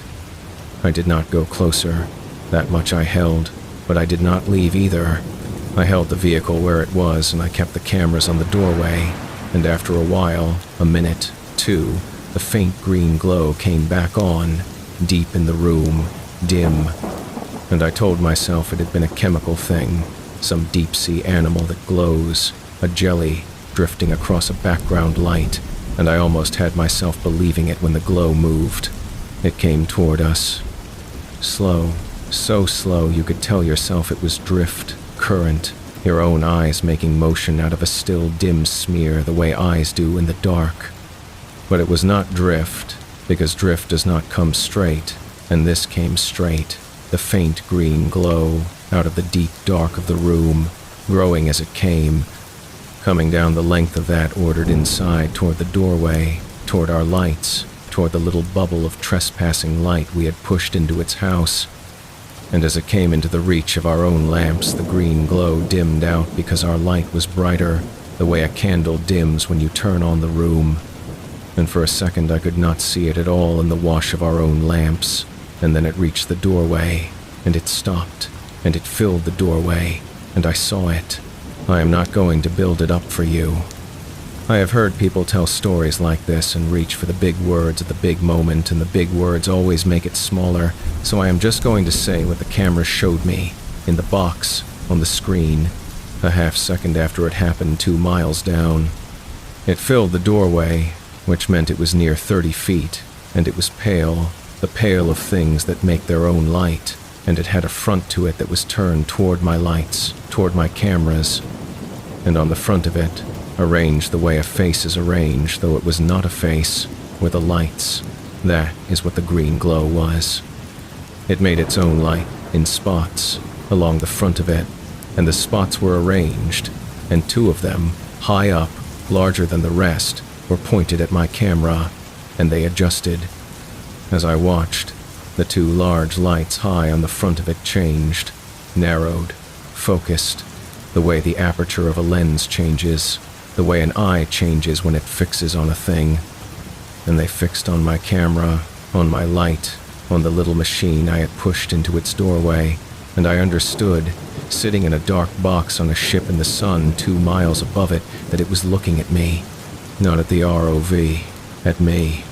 It had found the lens, the way I would find a peephole in a door, and it was looking back up through the lens, up the 2 miles of cable, into the box, at the man in the chair, and I felt myself seeing the way you feel a hand on the back of your neck in a room you thought was empty. "Pull it out," I said. "Cade, pull us out, now, straight back, do not turn, straight back." Cade had us moving before I finished, backing the vehicle away from the doorway, and it should have been simple. We back off, we ascend, we go home. We come back another day with the whole Navy if we want, but it was not simple, because when Cade put power to back us away, the vehicle did not back away.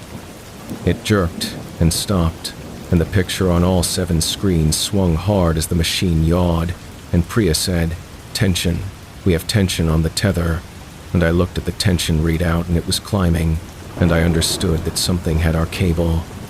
Here is what a snagged tether means and why it is the thing every ROV pilot is afraid of. The tether goes up from the vehicle 2 miles to the ship. If it snags on something down there, an overhang, a wreck, and you keep pulling, you either tear the vehicle apart or you part the cable, and a parted cable means the ROV is gone, sitting on the bottom forever, and you have lost the client a machine worth more than a house and yourself a career. So the first rule of a snag is you stop pulling, you go slack. You fly the vehicle back the way it came and you unhook yourself, gently, the way you work a fish hook out of your thumb. So that is what I did. I told Cade to give it slack, and we gave it slack, and the tension did not drop. The tension did not drop when we went slack. Read that twice, the way I have read it in my head 1,000 times. A snag on a rock goes slack when you stop pulling. This did not. The tension stayed up and then it climbed, and the vehicle started to move, and it was not us moving it.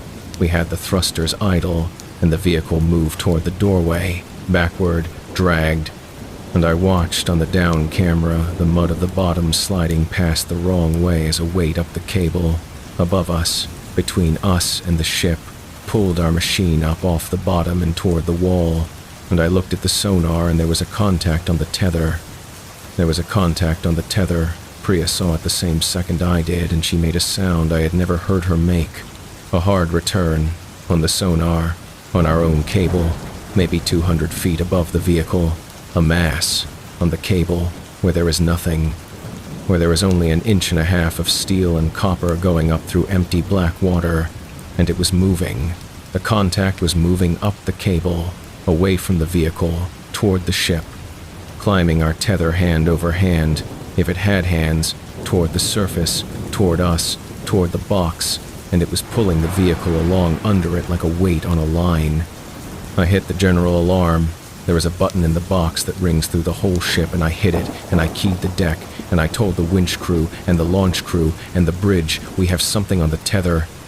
It is climbing the tether toward us, and there was a silence on the line, the kind of silence where 40 men on a ship in the sun are trying to understand a sentence that does not make sense, and then the deck boss, a hard old hand named Pruitt, keyed back and said, "Say again," and I said it again.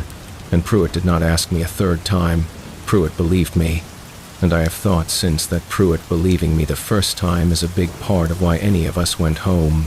Because here is the decision, and it came down to me, and I had about a minute to make it. There was a thing coming up my tether from the bottom of the ocean, and my tether went up onto the deck of the ship I was standing on, and came over the stern through the big A-frame and onto the winch where men worked, in the open, in the sun. If I did nothing, the thing climbed the cable for the better part of an hour and arrived on the deck of the Marion Deep among my crew. If I cut the tether, and there is a way to cut it, an emergency shear, explosive bolts that part the cable at the vehicle, then the vehicle drops, the thing loses its road, and I lose a machine worth more than everything I own and probably my job with it and certainly the 3 dead scientists we never found, because you do not get funded to go back to a place a thing came up the cable. I cut the tether. I want to be plain that I did not agonize. There was a monster on the road and the road led to my crew and I took the road out.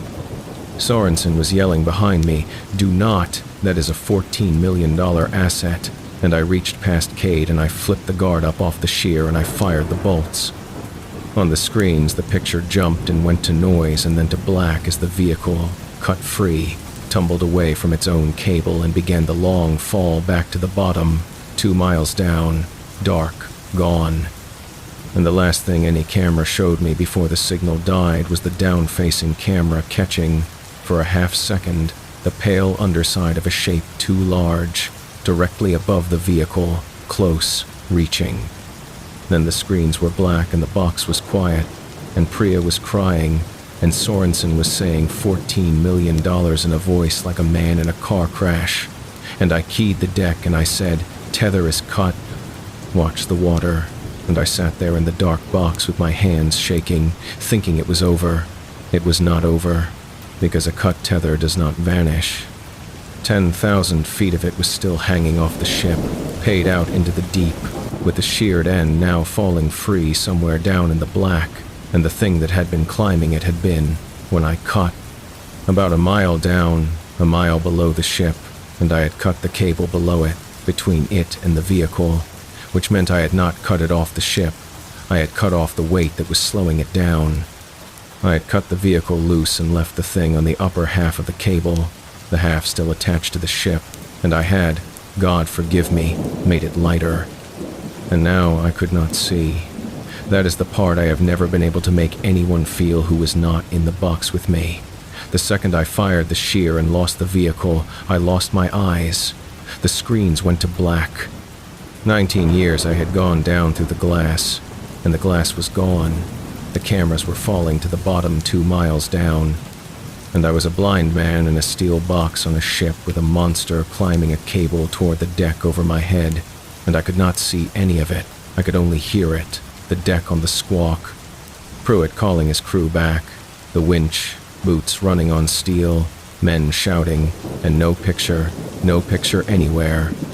Just a wall of black screens and my own face faint in them from the little standby lights. And I sat in that dark box in front of that dead glass, and I have never been so blind in my life, and blindness, it turns out, was always the thing I was most afraid of. I just did not know it until my eyes fell into the sea. I could have left the box. I want to be honest that I thought about it, thought about getting up and going out onto the deck into the daylight where at least I could see the water with my own eyes and see the thing coming if it came, and I did not. And the reason I did not is small and stupid and true. I did not go out, because if I went out I would have to look at the sea, and the sea, out there, in the daylight, was 2 miles deep, and had a door in the bottom of it, and a thing coming up out of it. And I could not make myself walk out and look at it with the naked eye. I had spent my whole life keeping the deep on the other side of the glass, and now that the glass was gone, I did not want the deep in the same air as me with nothing between us. And so I stayed in the dark box with the dead screens, which is its own kind of madness, a blind man choosing to stay blind because seeing was worse. And I sat there with my hands over my ears and my eyes on black glass, and I listened to my crew fight the thing on the deck through a speaker, and I could not see. And that is the exact shape of the nightmare I have had every few nights for 2 years. The black glass and the sounds of struggle, and no picture, no way to see what is coming. Pruitt was the one who saw it come up. He told me after, in the mess, both of us with our hands around coffee we were not drinking, he told me he was at the stern with the winch crew hauling in the dead cable, reeling in that 10,000 feet of tether that no longer had a vehicle on the end of it, and the cable was coming up over the A-frame and onto the drum, wet and shining in the afternoon sun, and he was watching it come up out of the water off the stern, watching the sea where the cable went in, and the sea, he said, went pale. Down in the green under the stern, rising, the water went pale, the way water goes pale over a shoal, over a sandbar, when a pale mass is under it coming up. And Pruitt is an old hand, and Pruitt did not stand there and wonder. Pruitt yelled at his crew to get back, and he hit the winch brake, and he cut our end of the cable, right there at the drum. With the emergency shear on deck, cut the ship free of the whole tether, and the 10,000 feet of it, and whatever was climbing it fell back into the sea off the stern, and the pale thing under the water, he said, stopped rising. Hung there a second, a great pale suggestion in the green under the surface, wider than the stern, and then it went back down, unhurried, the way it had done everything, down into its 2 miles of dark, back to its house with the 30-foot door, and the sea closed over green and empty and ordinary, and Pruitt sat down on the deck where he stood. I came out of the box after that. I made myself. The picture was gone, and there was nothing left to see through the glass, and I could not sit in the dark with the dead screens one more minute. So I went out onto the deck into the low afternoon sun, and it was the strangest thing. The deck, 40 men and machinery, and the smell of diesel and salt and the ordinary gray sea running by, and it looked exactly like every other deck of every other day of 19 years. And none of them would look at the water. That is what I remember about the deck. 40 men, and not one of them facing the rail. They stood in little knots, facing inboard, facing the deck house, facing each other, their backs to the sea, and nobody had told them to. It was just that the sea had shown us something. And a man does not turn his back on a thing that is dangerous. He turns his back on a thing he cannot bear to keep looking at. And 40 grown men who had spent their lives on the water could not bear to look at it. And so they stood with their backs to it and their faces to the steel, and waited for somebody to say what we did now. Pruitt had the last of the deck cable on the drum, the end I had not cut, the end that had been down in the water, and he waved me over to look at it, and I did not want to, and I went. The cut end of the armored cable, where Pruitt had sheared it at the drum, that end was clean. That was our cut. But up the cable from the cut, a fathom or two, where the tether had been down in the deep with the thing climbing it, the steel armor was scored, not frayed, not corroded, scored in lines. Sets of lines, parallel, 4 to a set, raked into the steel armor of an 1.5-inch cable that is built to take the strain of a sinking vehicle, gouged into the metal deep enough to catch a fingernail. And the sets of 4 ran up the cable as far as the water had let it stay down, one set above another, evenly spaced, the spacing of a thing climbing, a thing that gripped and pulled and gripped again and pulled, a thing with 4 to a grip, hauling itself up a steel cable out of 2 miles of dark toward the deck of my ship.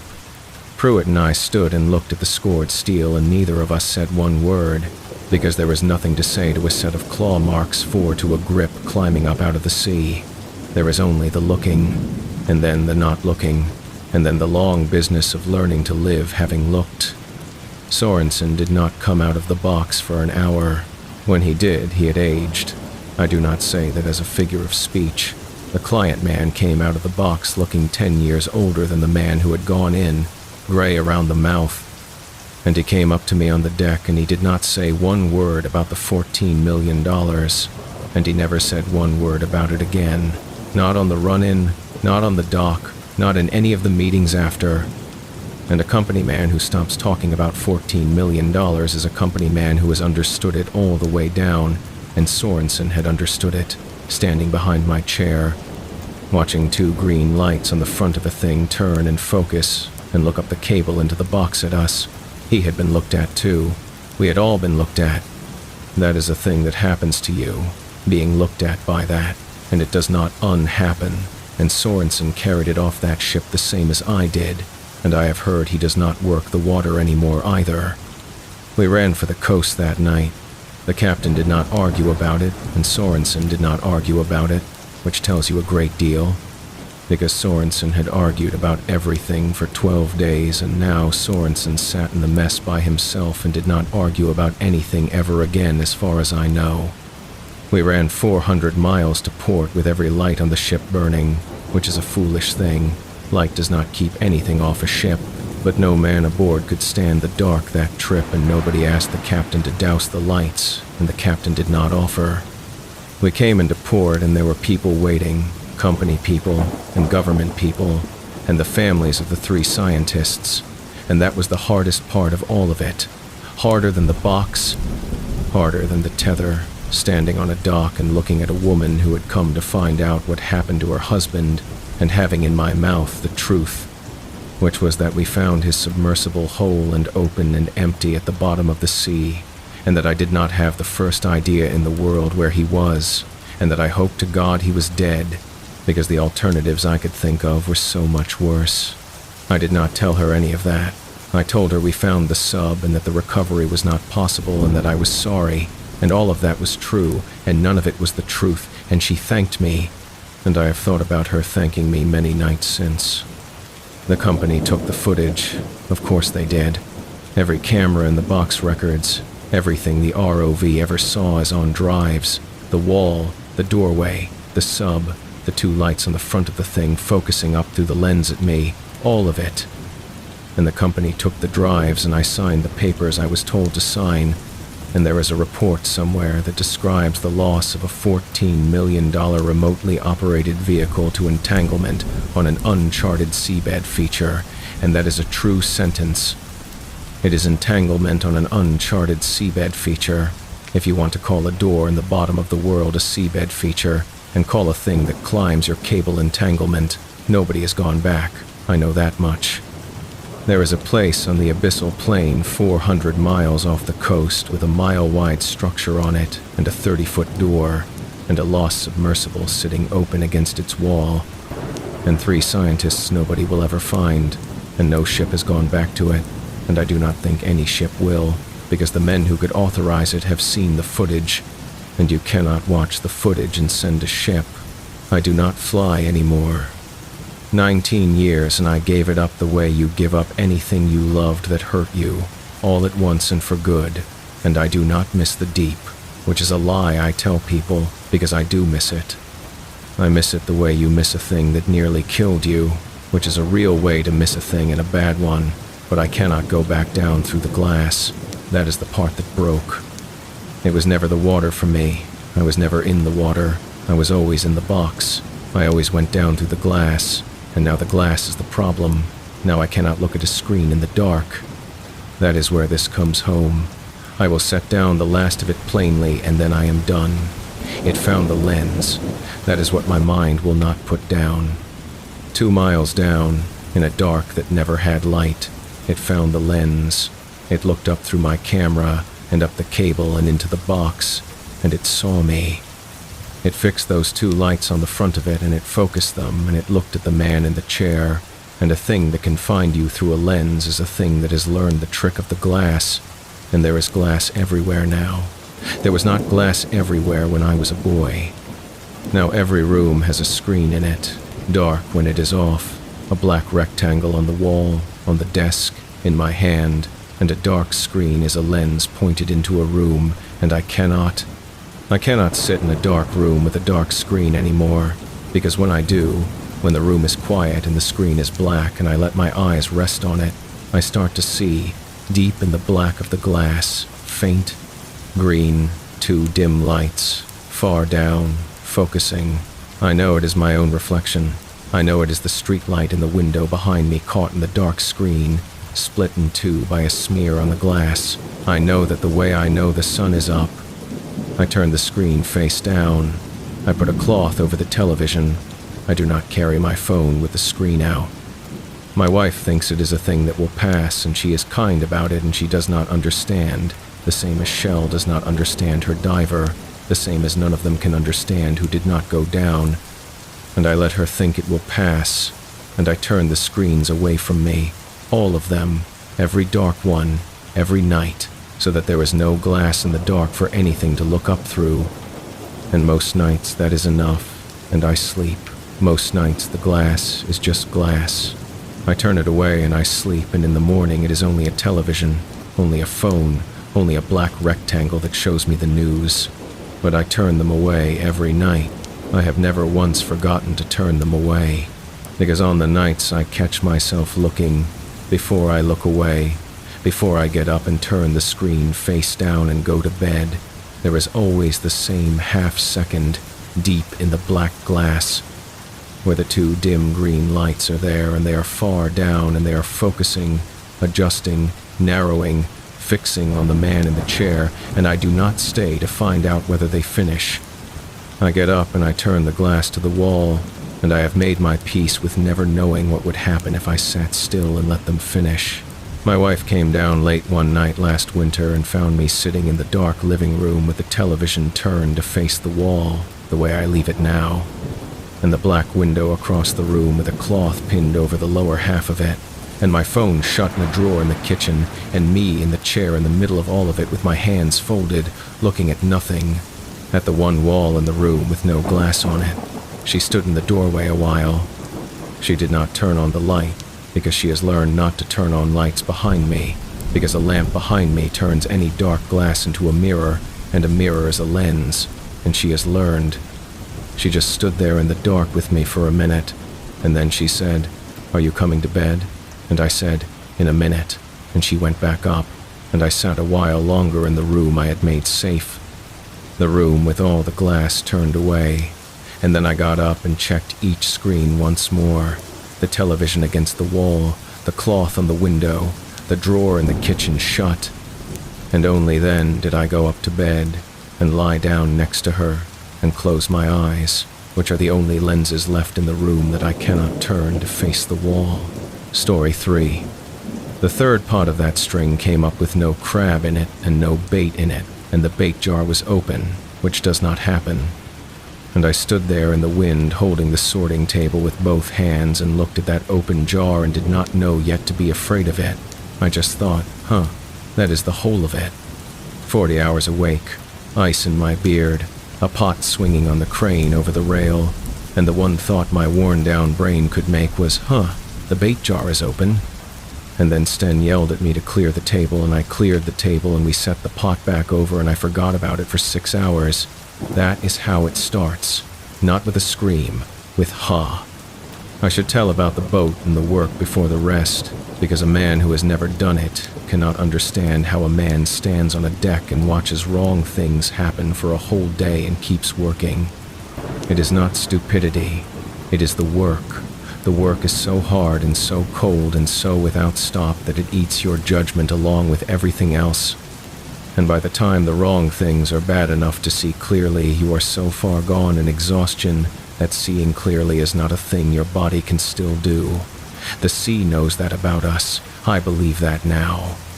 Whatever was out there that trip, it did not have to be clever. It only had to wait for us to be tired, and we are always tired. That is the job.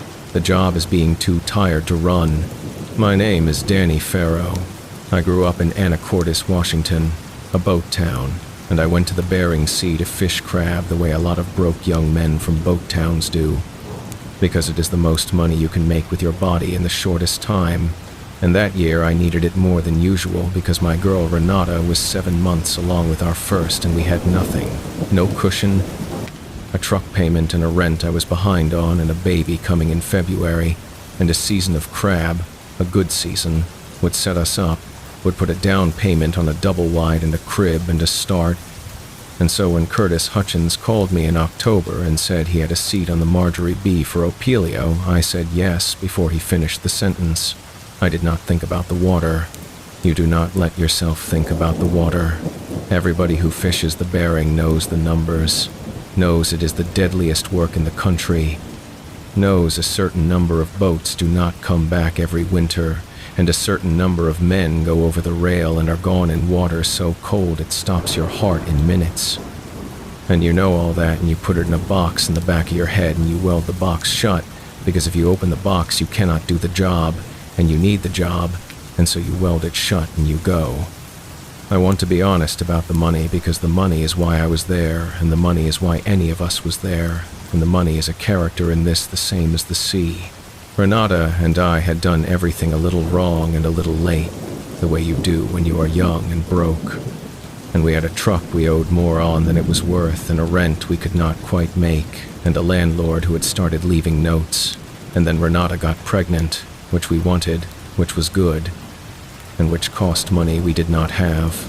And the baby was coming in February whether we had a nickel or not. And I sat at our little kitchen table in October doing the math the way a man does when a thing is coming that he cannot pay for, running the numbers over and over hoping they would come out different, and they did not come out different. And then Curtis Hutchins called about a seat for Opelio. A full share of a good crab season is real money, double-wide money, crib and car seat, and a cushion in the bank money, the kind of money a man like me does not see any other way. And it comes in 6 weeks of the hardest work there is. And I said yes before Hutch finished the sentence because the numbers at my kitchen table did not come out any other way. That is the hook the sea sets in men like me. Not adventure, not the love of it. A kitchen table and a woman 7 months along and numbers that do not come out.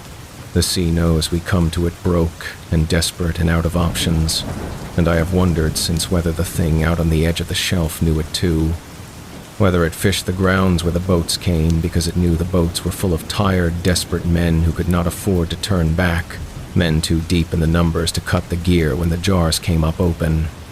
We were the easiest catch in the sea. We baited ourselves and ran ourselves out to it and could not afford to leave. The Marjorie B was 108 feet of steel out of Dutch Harbor, a house-forward crab boat, meaning the wheelhouse and the bunks were up in the bow and the whole after 2/3 of her was open deck. A big flat steel deck where the work happened, stacked with pots. A crab pot is not a little basket. It is a steel cage, 7 feet on a side, welded rebar and mesh, and it weighs 700 pounds empty and a lot more coming up full. And we carried near 200 of them, stacked 3 and 4 high on that deck when we ran out to the grounds, a steel wall of them towering over you. And the whole art and violence of the job is getting those pots off the boat, baited and dropped to the bottom in a long line called a string, and then coming back and hauling them up, and running them across the deck, and emptying them, and rebaiting them, and setting them again, around the clock, for as long as the crab are coming, because the season is short and the boat only makes money when the pots are in the water and coming up full. We were 5 on deck and 2 above.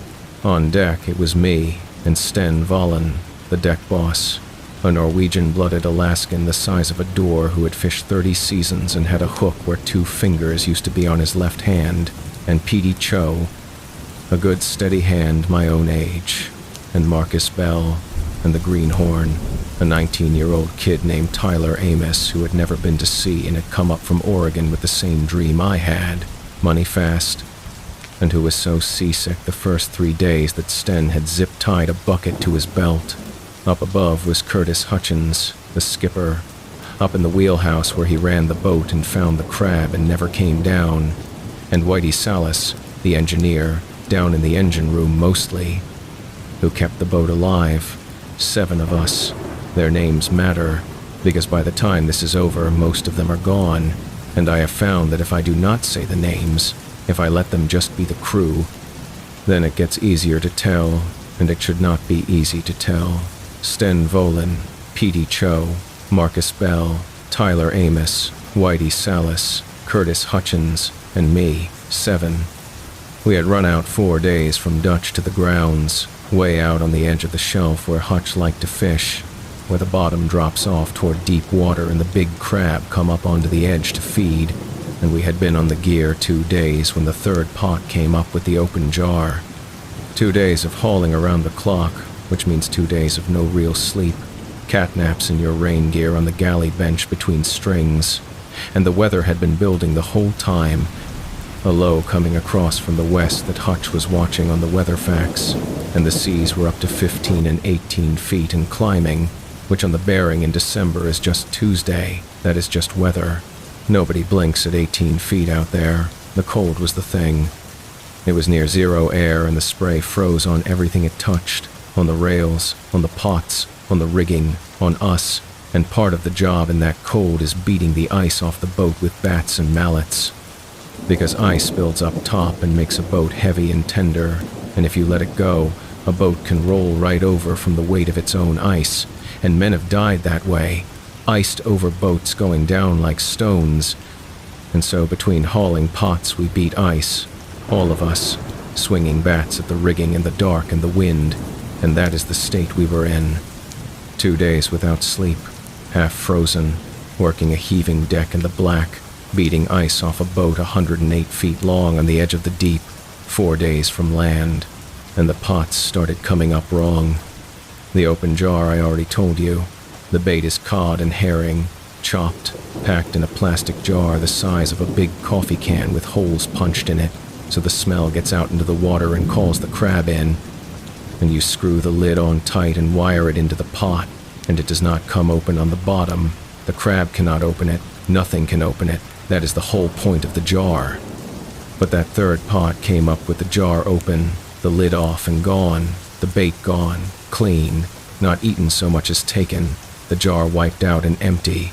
And I stood and looked at it and thought, and cleared the table.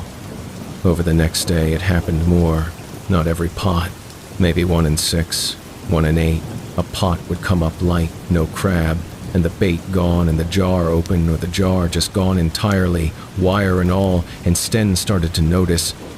And Sten did not think, Sten had 30 seasons, and Sten frowned at the 4th or 5th empty jar and said, over the wind, something is working our gear. And I said, what, like a seal? And Sten said seals do not open a wired jar, and did not say anything else, and we kept hauling, because Hutch up in the wheelhouse could see the count same as us, could see the pots coming up light, and Hutch's answer to light pots was always the same, move the string, and we would haul the whole string and stack it and run to new ground and set it all again, which is the hardest work there is, and we did it, because Hutch was the skipper and the skipper's word is the weather, and I have thought since that if Hutch had been on deck with us, if Hutch had held one of those empty, wiped-out jars in his own hand, things might have gone another way. But a skipper does not come down on deck. He sits up above in the light and the warmth, and he reads the crab on his screens, and he does not touch the gear, and so Hutch never held a jar, and Hutch kept us hauling. Tyler was the one who found the first thing that was not just an absence, 3rd day. He was running a pot across the deck on the crane, and it hung up, snagged, and he went to clear it, and he reached into the pot to pull something out that was fouling the mesh, and he came up with it and dropped it on the deck and made a sound, and I came over, and it was a boot.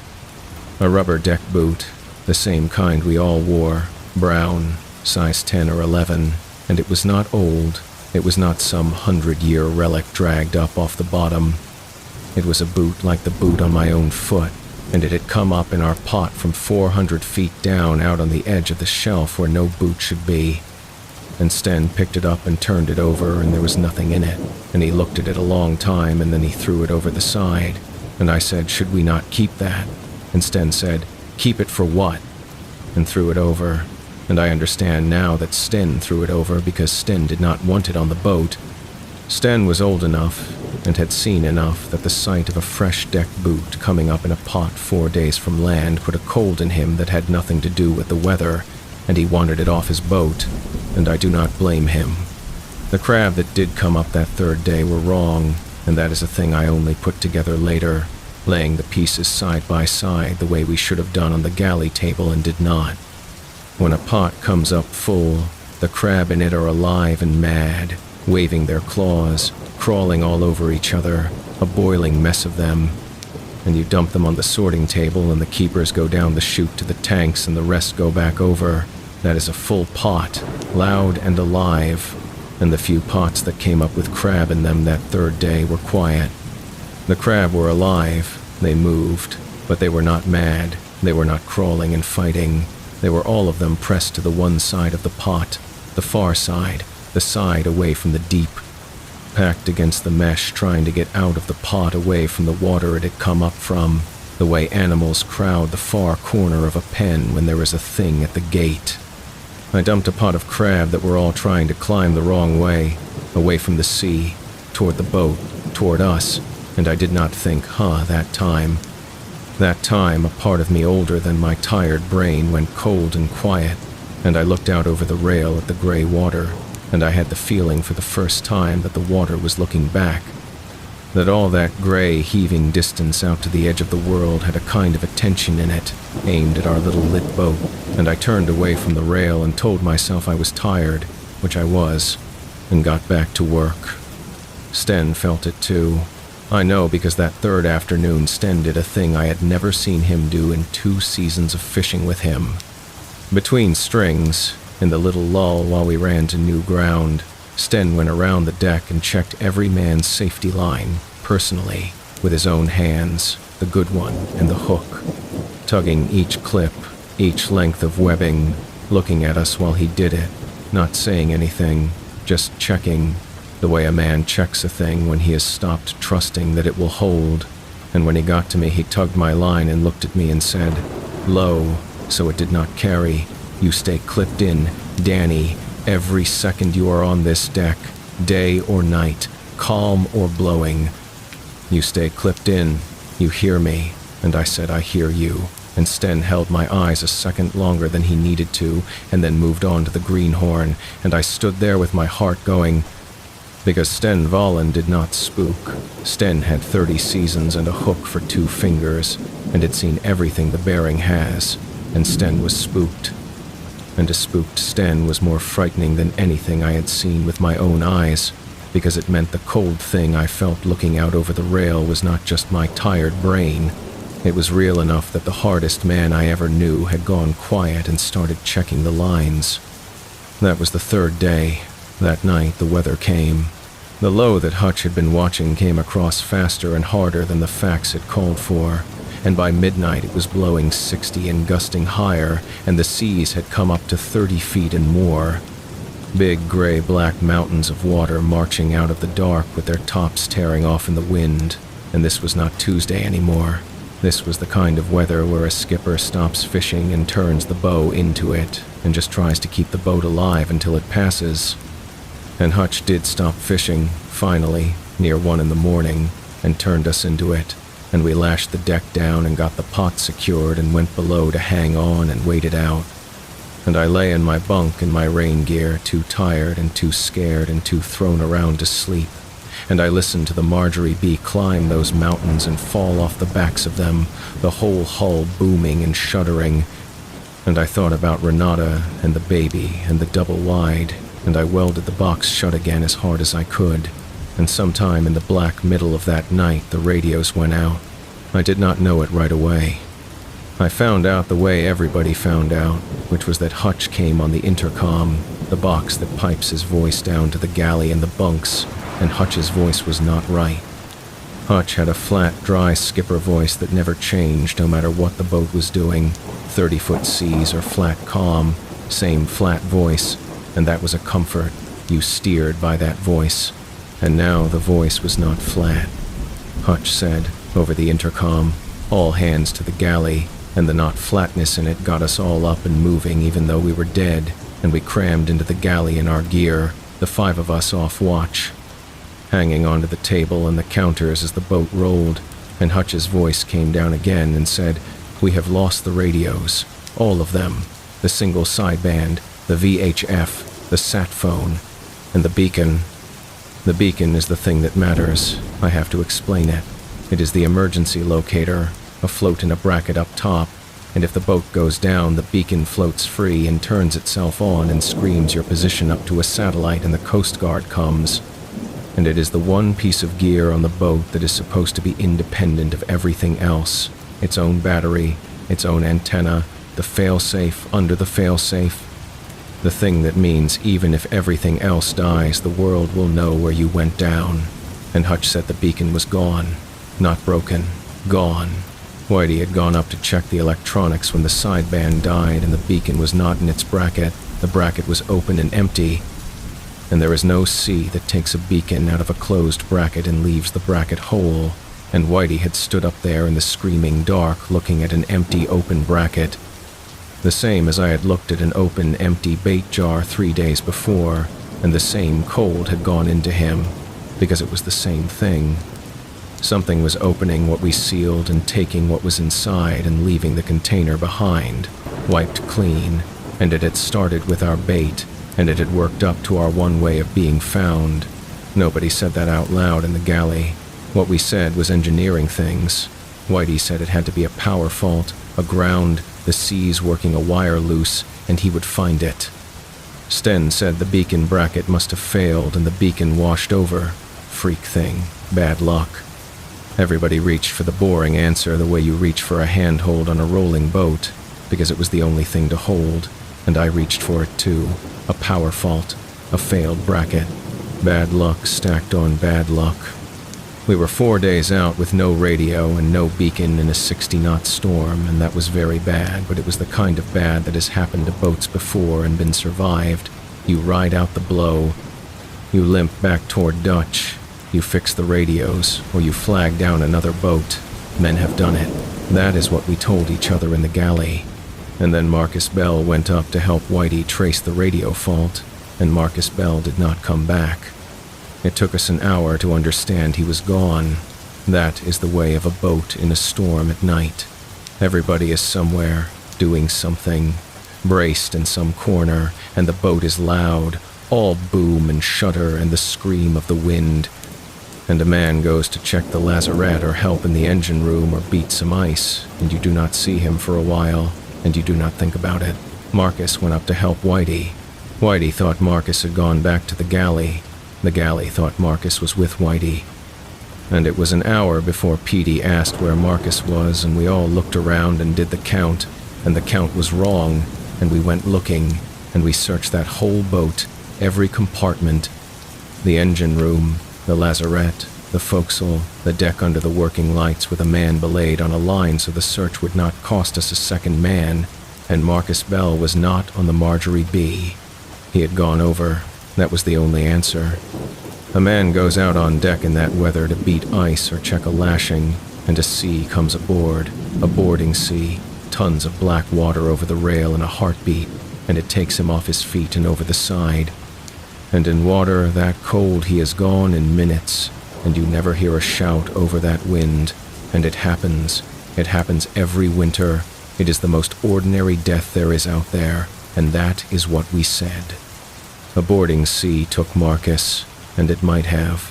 I have to be honest all the way through this, or there is no point telling it. And the honest thing is that a boarding sea taking Marcus is entirely possible and happens all the time, and I cannot prove it did not happen to him. But I know what I saw an hour later, when I went out on deck belayed on my line to help relash a pot that had worked loose in the search, and I will set it down and let it stand. The working lights on a crab boat are bright. Sodium lights up on the rigging that light the deck yellow-white so you can work at night. And they light the deck, and they light the rail, and they light a little way out onto the water alongside, the near water, the top of the seas as they come by. And I was clipped to my line at the rail, wrestling the lashing, and a sea rose up alongside, a big one, lifting up level with the deck and above it the way they do. A wall of black water sliding by close enough to touch, lit yellow-white by the working lights, and in it, in the wall of water as it went by, there was a shape. I only had it for a second, less the length of time it takes a 30-foot sea to slide past a boat, but the working lights were full on it and I was 3 feet away, and I saw what I saw. It was down in the water, in the body of the wave, not on top of it, held in the black water the way a thing is held in green glass, and it was long, longer than the skiff we kept lashed to the house, and it was pale down there in the dark water, pale the way the belly of a fish is pale, and it was moving, keeping pace with the boat, riding inside the wave alongside us as easy as we rode on top, and where its front end was there was a smear of paler pale where a face might sit. No eyes I could find, turned toward the boat, toward the deck, toward me. And then the wave went past and took it with it off into the dark astern, and I was looking at ordinary black water again with the yellow light on it. And I got myself back inside, and I did not finish lashing the pot, and I did not tell anybody what I saw, not that night, because what was I going to say? I saw a thing in a wave. 40 hours awake and half frozen, and a man just lost over the side, and I saw a pale thing in a wave. They would have said I was cracking, seeing things, and maybe I would have believed them, except that I had held the open bait jar, and Whitey had held the empty beacon bracket, and Tyler had held the boot. And the four of us, if we had put it all on the galley table together, had held enough to know, but we did not put it on the table. We were too tired and too scared, and it was too big to say, and so each of us held his own piece of it alone, and that was the mistake. That was the thing it counted on, that we would each carry our piece alone and never lay them side by side until it was too late. The storm blew for 2 more days, and in those 2 days, lying to, bow into it, just surviving, we heard it on the hull. I have gone back and forth on whether to tell this part because it is the part that has no proof at all, not a boot, not a cut line, nothing you could hold. Just a sound 4 exhausted men heard through a steel hull in a storm, and a storm is the loudest place there is. A storm makes 1,000 sounds against a hull. But we heard it, and we all heard it, and we knew we all heard it without saying so, the way you know in a quiet room that everybody heard the thing nobody wants to name. Down low on the hull, below the waterline, under all the boom and slam of the seas, there was a sound that did not belong to the storm. It was a slow sound, a dragging, and then a knock. A long, slow drag along the steel, the length of a big body moving along the outside of the hull, and then a knock, deliberate, spaced, like a knuckle on a door, one, and then later another. One, testing, feeling along the boat the way you feel along a wall in the dark for the way in. I lay in my bunk with the hull a foot from my face, and I heard it drag and knock, working along the outside of the steel a foot from my head. And I did not move, and I did not breathe loud, and I told myself it was ice, it was gear, it was a line gone slack and slapping, and it was none of those things, because ice does not drag the length of a body and stop and knock. And I lay there for 2 days listening to something feel its way along the outside of the boat looking for the way in. And I understand now it was doing to the boat what it had done to the bait jars, what it had done to the beacon, testing the seal, looking for the opening, and it did not find one in the hull. The hull held. The hull was welded steel and it held, and so it went back to the only opening we gave it, which was us, on deck, at the rail, hauling its dinner up to it by hand. 2 days. And here is where I have to talk about Hutch, because Hutch is the part of this that I have the least peace with, more even than Marcus, more even than what came after. Hutch was up in the wheelhouse the whole time, and Hutch had lost his radios and his beacon and a deckhand over the side, and Hutch made a decision somewhere in those 2 days that I did not understand then and understand too well now. Hutch decided to keep fishing. Not during the worst of it. During the worst of it we lay to, bow into the seas, just surviving. But the storm did not stop, it just eased. From 60 knots down to 40, from 30-foot seas down to 20, and 40 knots and 20 feet is fishable. Hard and dangerous and miserable, but fishable. Boats fish in worse, and the second the weather came down to fishable, Hutch put us back on the gear. He came on the intercom in that flat, dry voice, which had gone flat again, which had found its flatness somewhere in the last 2 days, and I did not like where it had found it, and he said, "We are going back to work," and Sten went up to the wheelhouse to argue and came back down, not arguing, and I never knew what Hutch said to him, but I can guess, because I have run the numbers Hutch was running. We had no radio, we had no beacon, we were 4 days from Dutch, and could not call for help, and would not be looked for until we were badly overdue, which was still days off.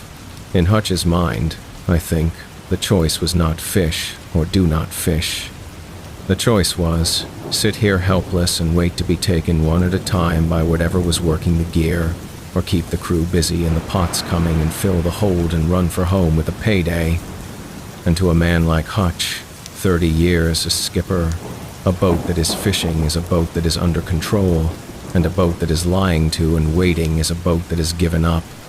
And Hutch would rather die working than die waiting. and maybe he was right. I have gone back and forth on it 1,000 times, but I know this. Whatever was out there wanted us on deck. On deck at the rail was where it could reach us. And Hutch, running his numbers up in the warm, bright wheelhouse where he never once held a wiped-out jar or saw a pale thing in a wave, put us back on deck, at the rail, in the dark. And it took us there, one at a time, the way it had wanted to all along. Petey Cho went next, and Petey went off the picking boom in front of all of us, and after Petey nobody could say Bering Sea anymore. We were hauling a string in the gray half-light of a Bering afternoon, which is about as much daylight as December gives you out there. The sea's down to 20 feet, and the wind at 40, and the cold like a blade. And the pots were coming up mostly empty now, empty and light, the crab gone off the ground or driven off or eaten, and the jars coming up open and wiped one after another. And we were hauling anyway because Hutch said haul. Petey was up on the rail working the block, the big hydraulic wheel the crab line runs through to bring the pots up, and it is the most exposed spot on deck, up on the rail with the block, and you clip in there. You always clip in, and Petey was clipped in. I saw his line. I have sworn to it since to people who did not want to believe me. Petey was clipped to the rail on his safety line the way you are supposed to be. The pot broke the surface alongside, coming up on the line, and it was a heavy pull, the crane straining, and I thought, good, a full one, finally, and it came up out of the water and it was not full of crab. I could see through the mesh as it rose streaming out of the gray water into the gray light, and it was not full of crab, it was full of something pale, packed into the 7-foot cage.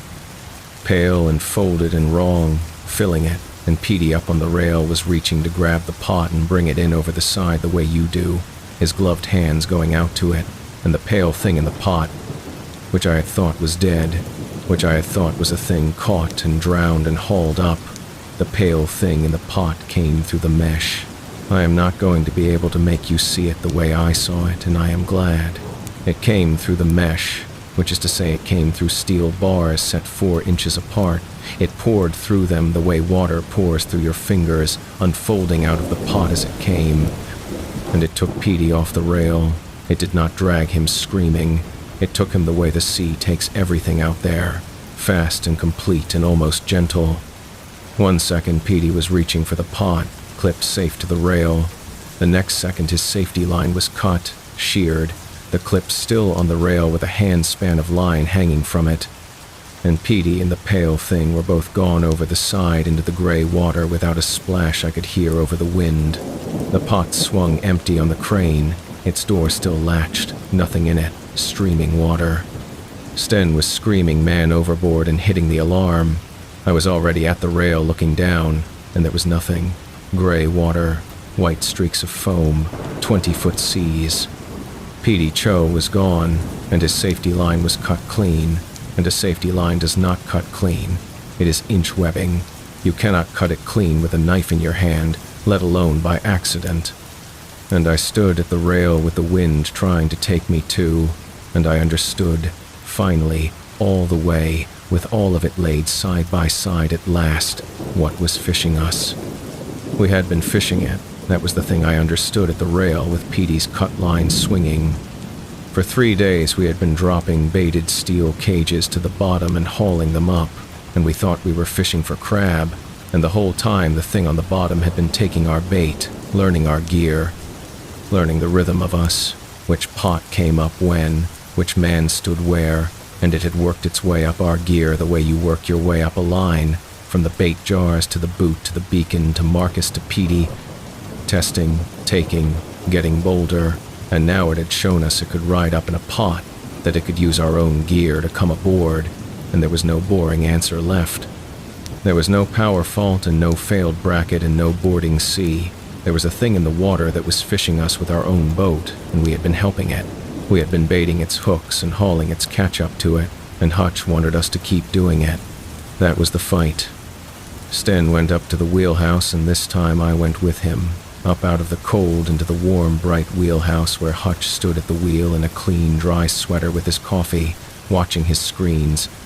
4 men dead and Hutch in a dry sweater with coffee, and Sten told him we were done, cut the gear and run, and Hutch looked at the screens and nodded us, and said, in that flat voice, "We run now with a half hold and no radio and no beacon, and if we do not make Dutch, we have got nothing and told nobody why, and I would rather," and he did not finish it, "I would rather."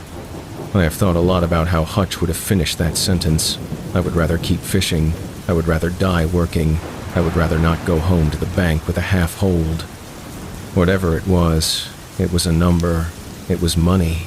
It was the same welded box the rest of us carried, except Hutch had welded the wrong thing inside his.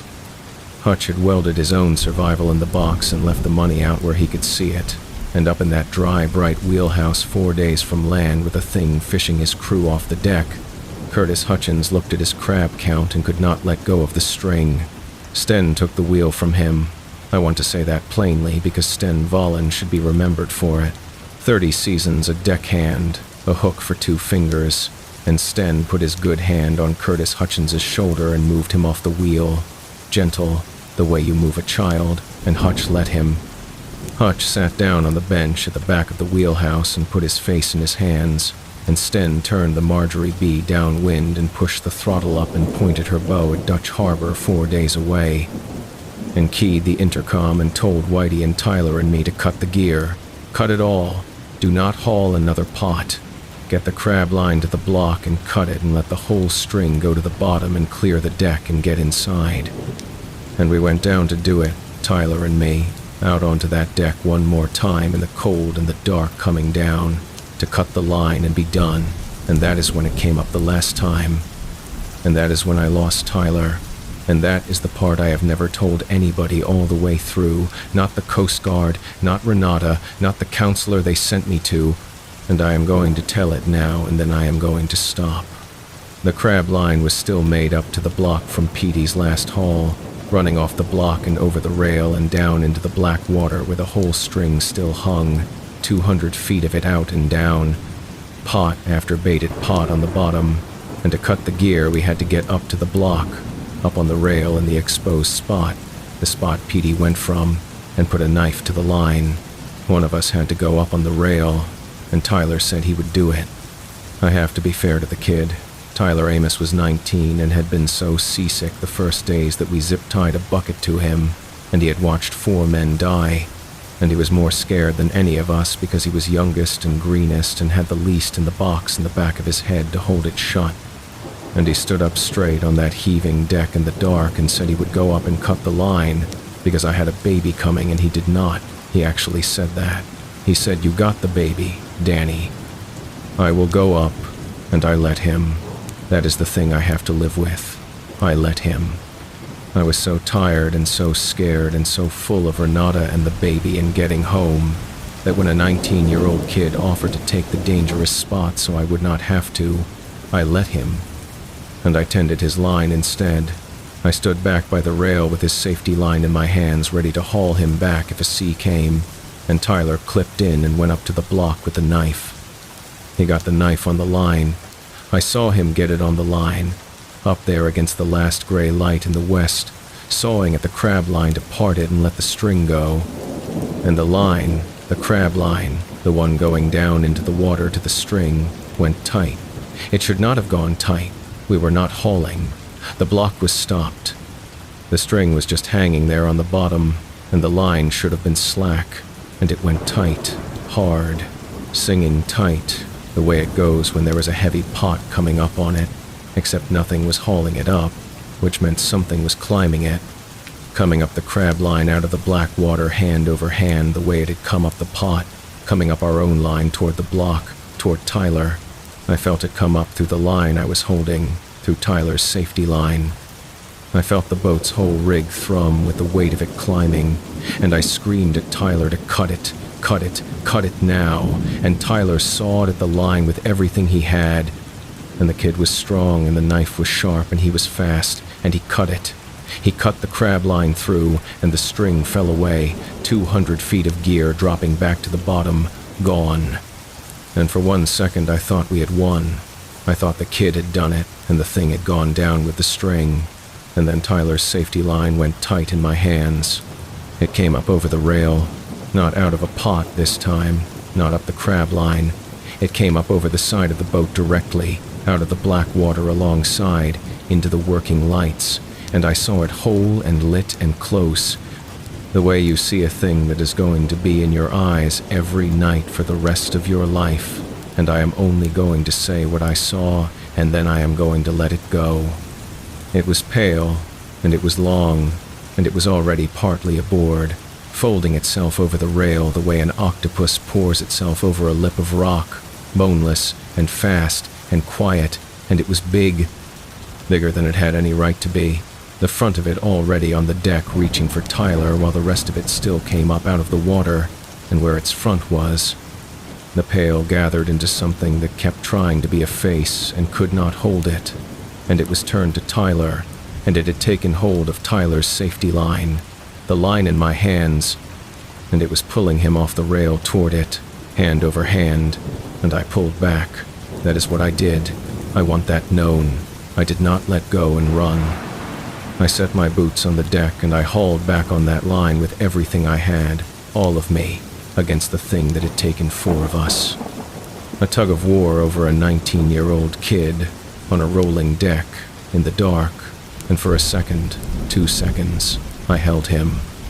I felt the kid's weight against the pull and I held it, and Tyler looked at me down the length of the line, and the kid was not screaming.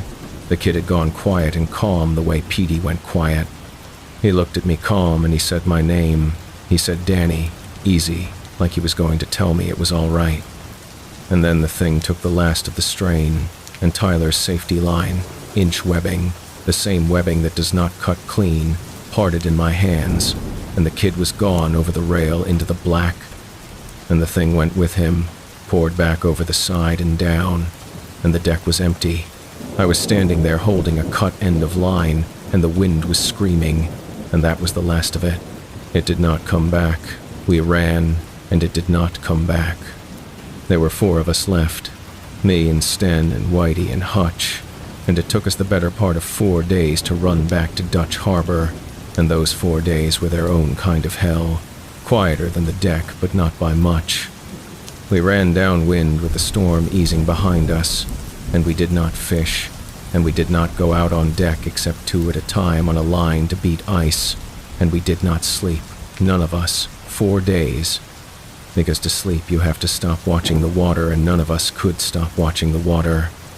We took turns in the wheelhouse, and whoever was not in the wheelhouse sat in the galley where there were no windows facing out, and we did not talk much, and when we did talk it was not about what had happened.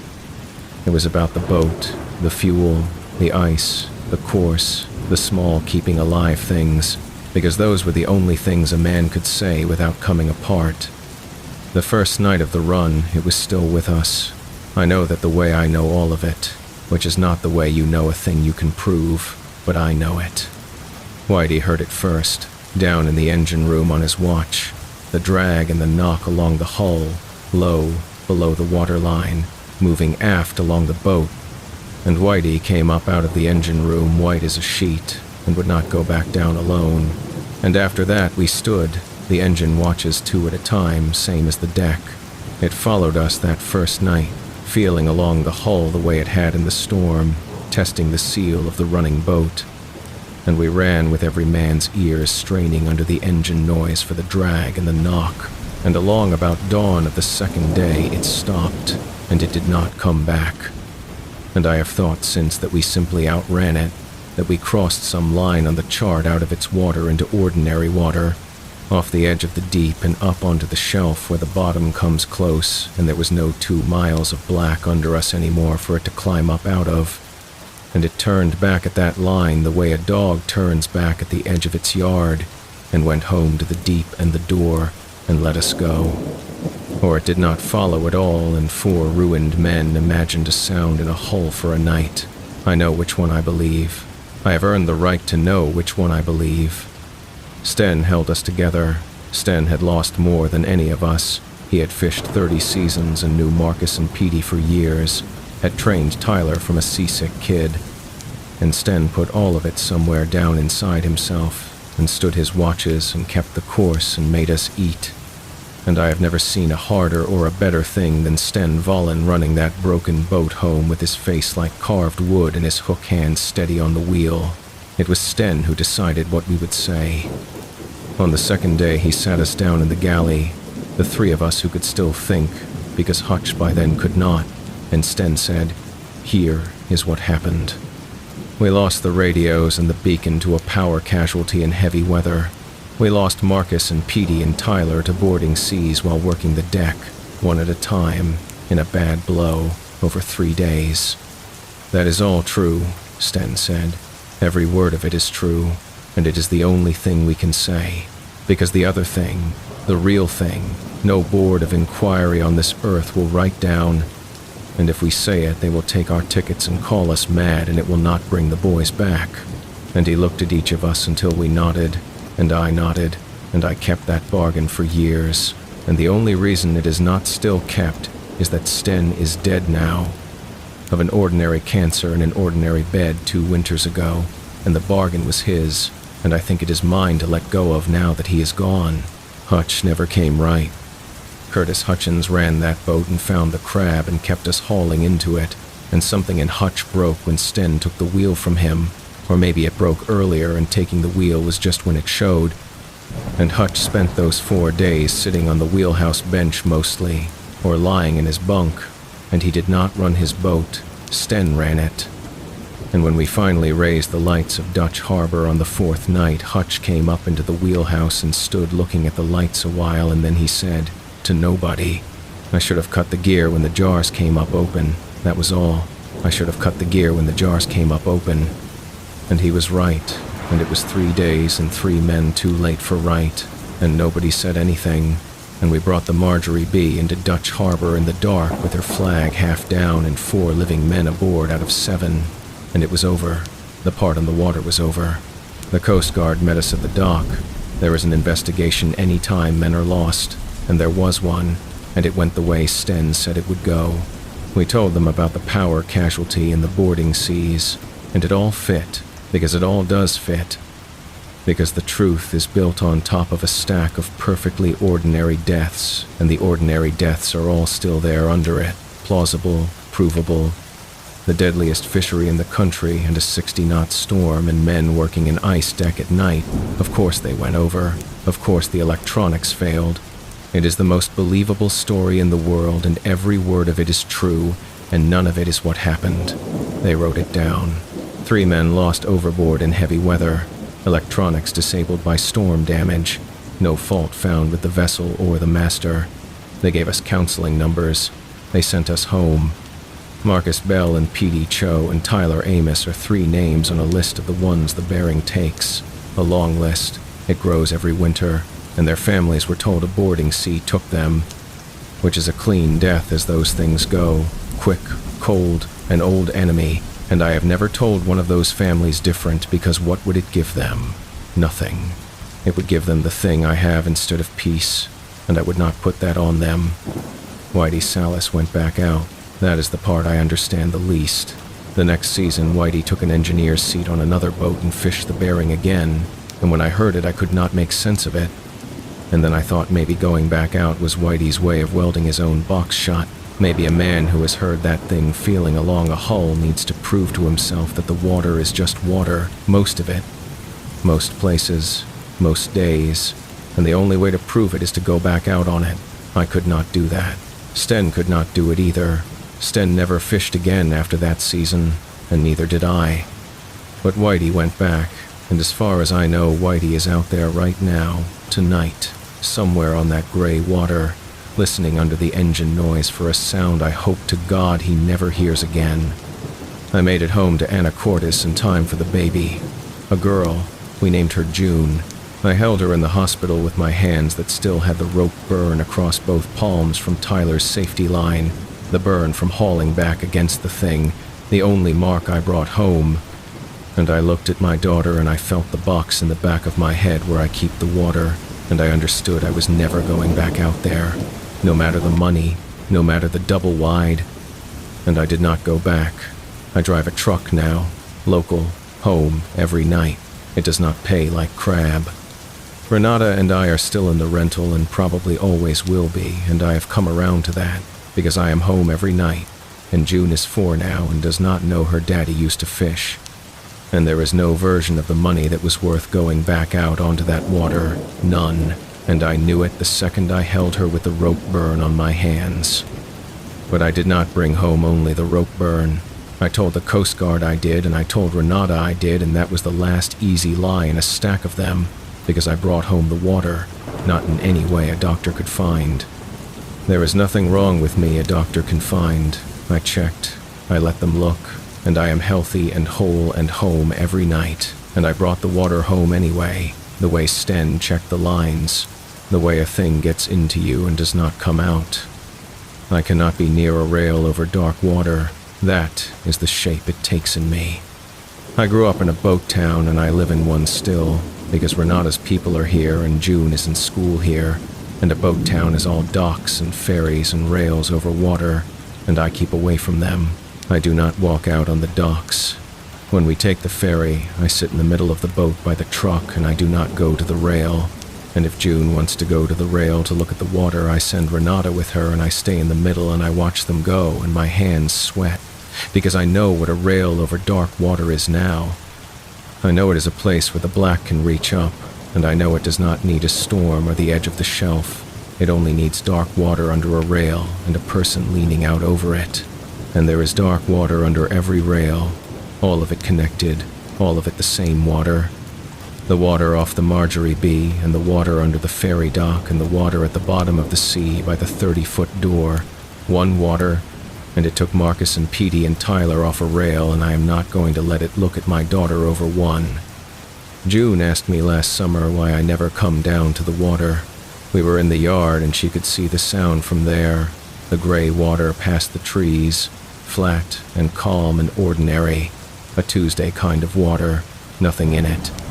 And she asked me why Daddy never comes to the beach, and I did not have an answer I could give a 4-year-old, so I told her I saw enough water when I was young, which is true, and she accepted it the way kids accept things, and went back to playing. But I stood there in the yard looking at the flat gray sound past the trees, and I thought about the boot coming up in the pot, and the jars coming up open and wiped, and the crab all crowded to the far side away from the deep, and Petey's line cut clean, and the pale thing pouring over the rail into the working lights, and I thought, it is all the same water. That calm, gray Tuesday sound past my daughter's swing set is the same water. And on a still night, when the house is asleep and June is down and Renata is breathing slow beside me, I lie awake sometimes, and I listen, the way I could not stop watching the water on the run home, and what I listen for is the block.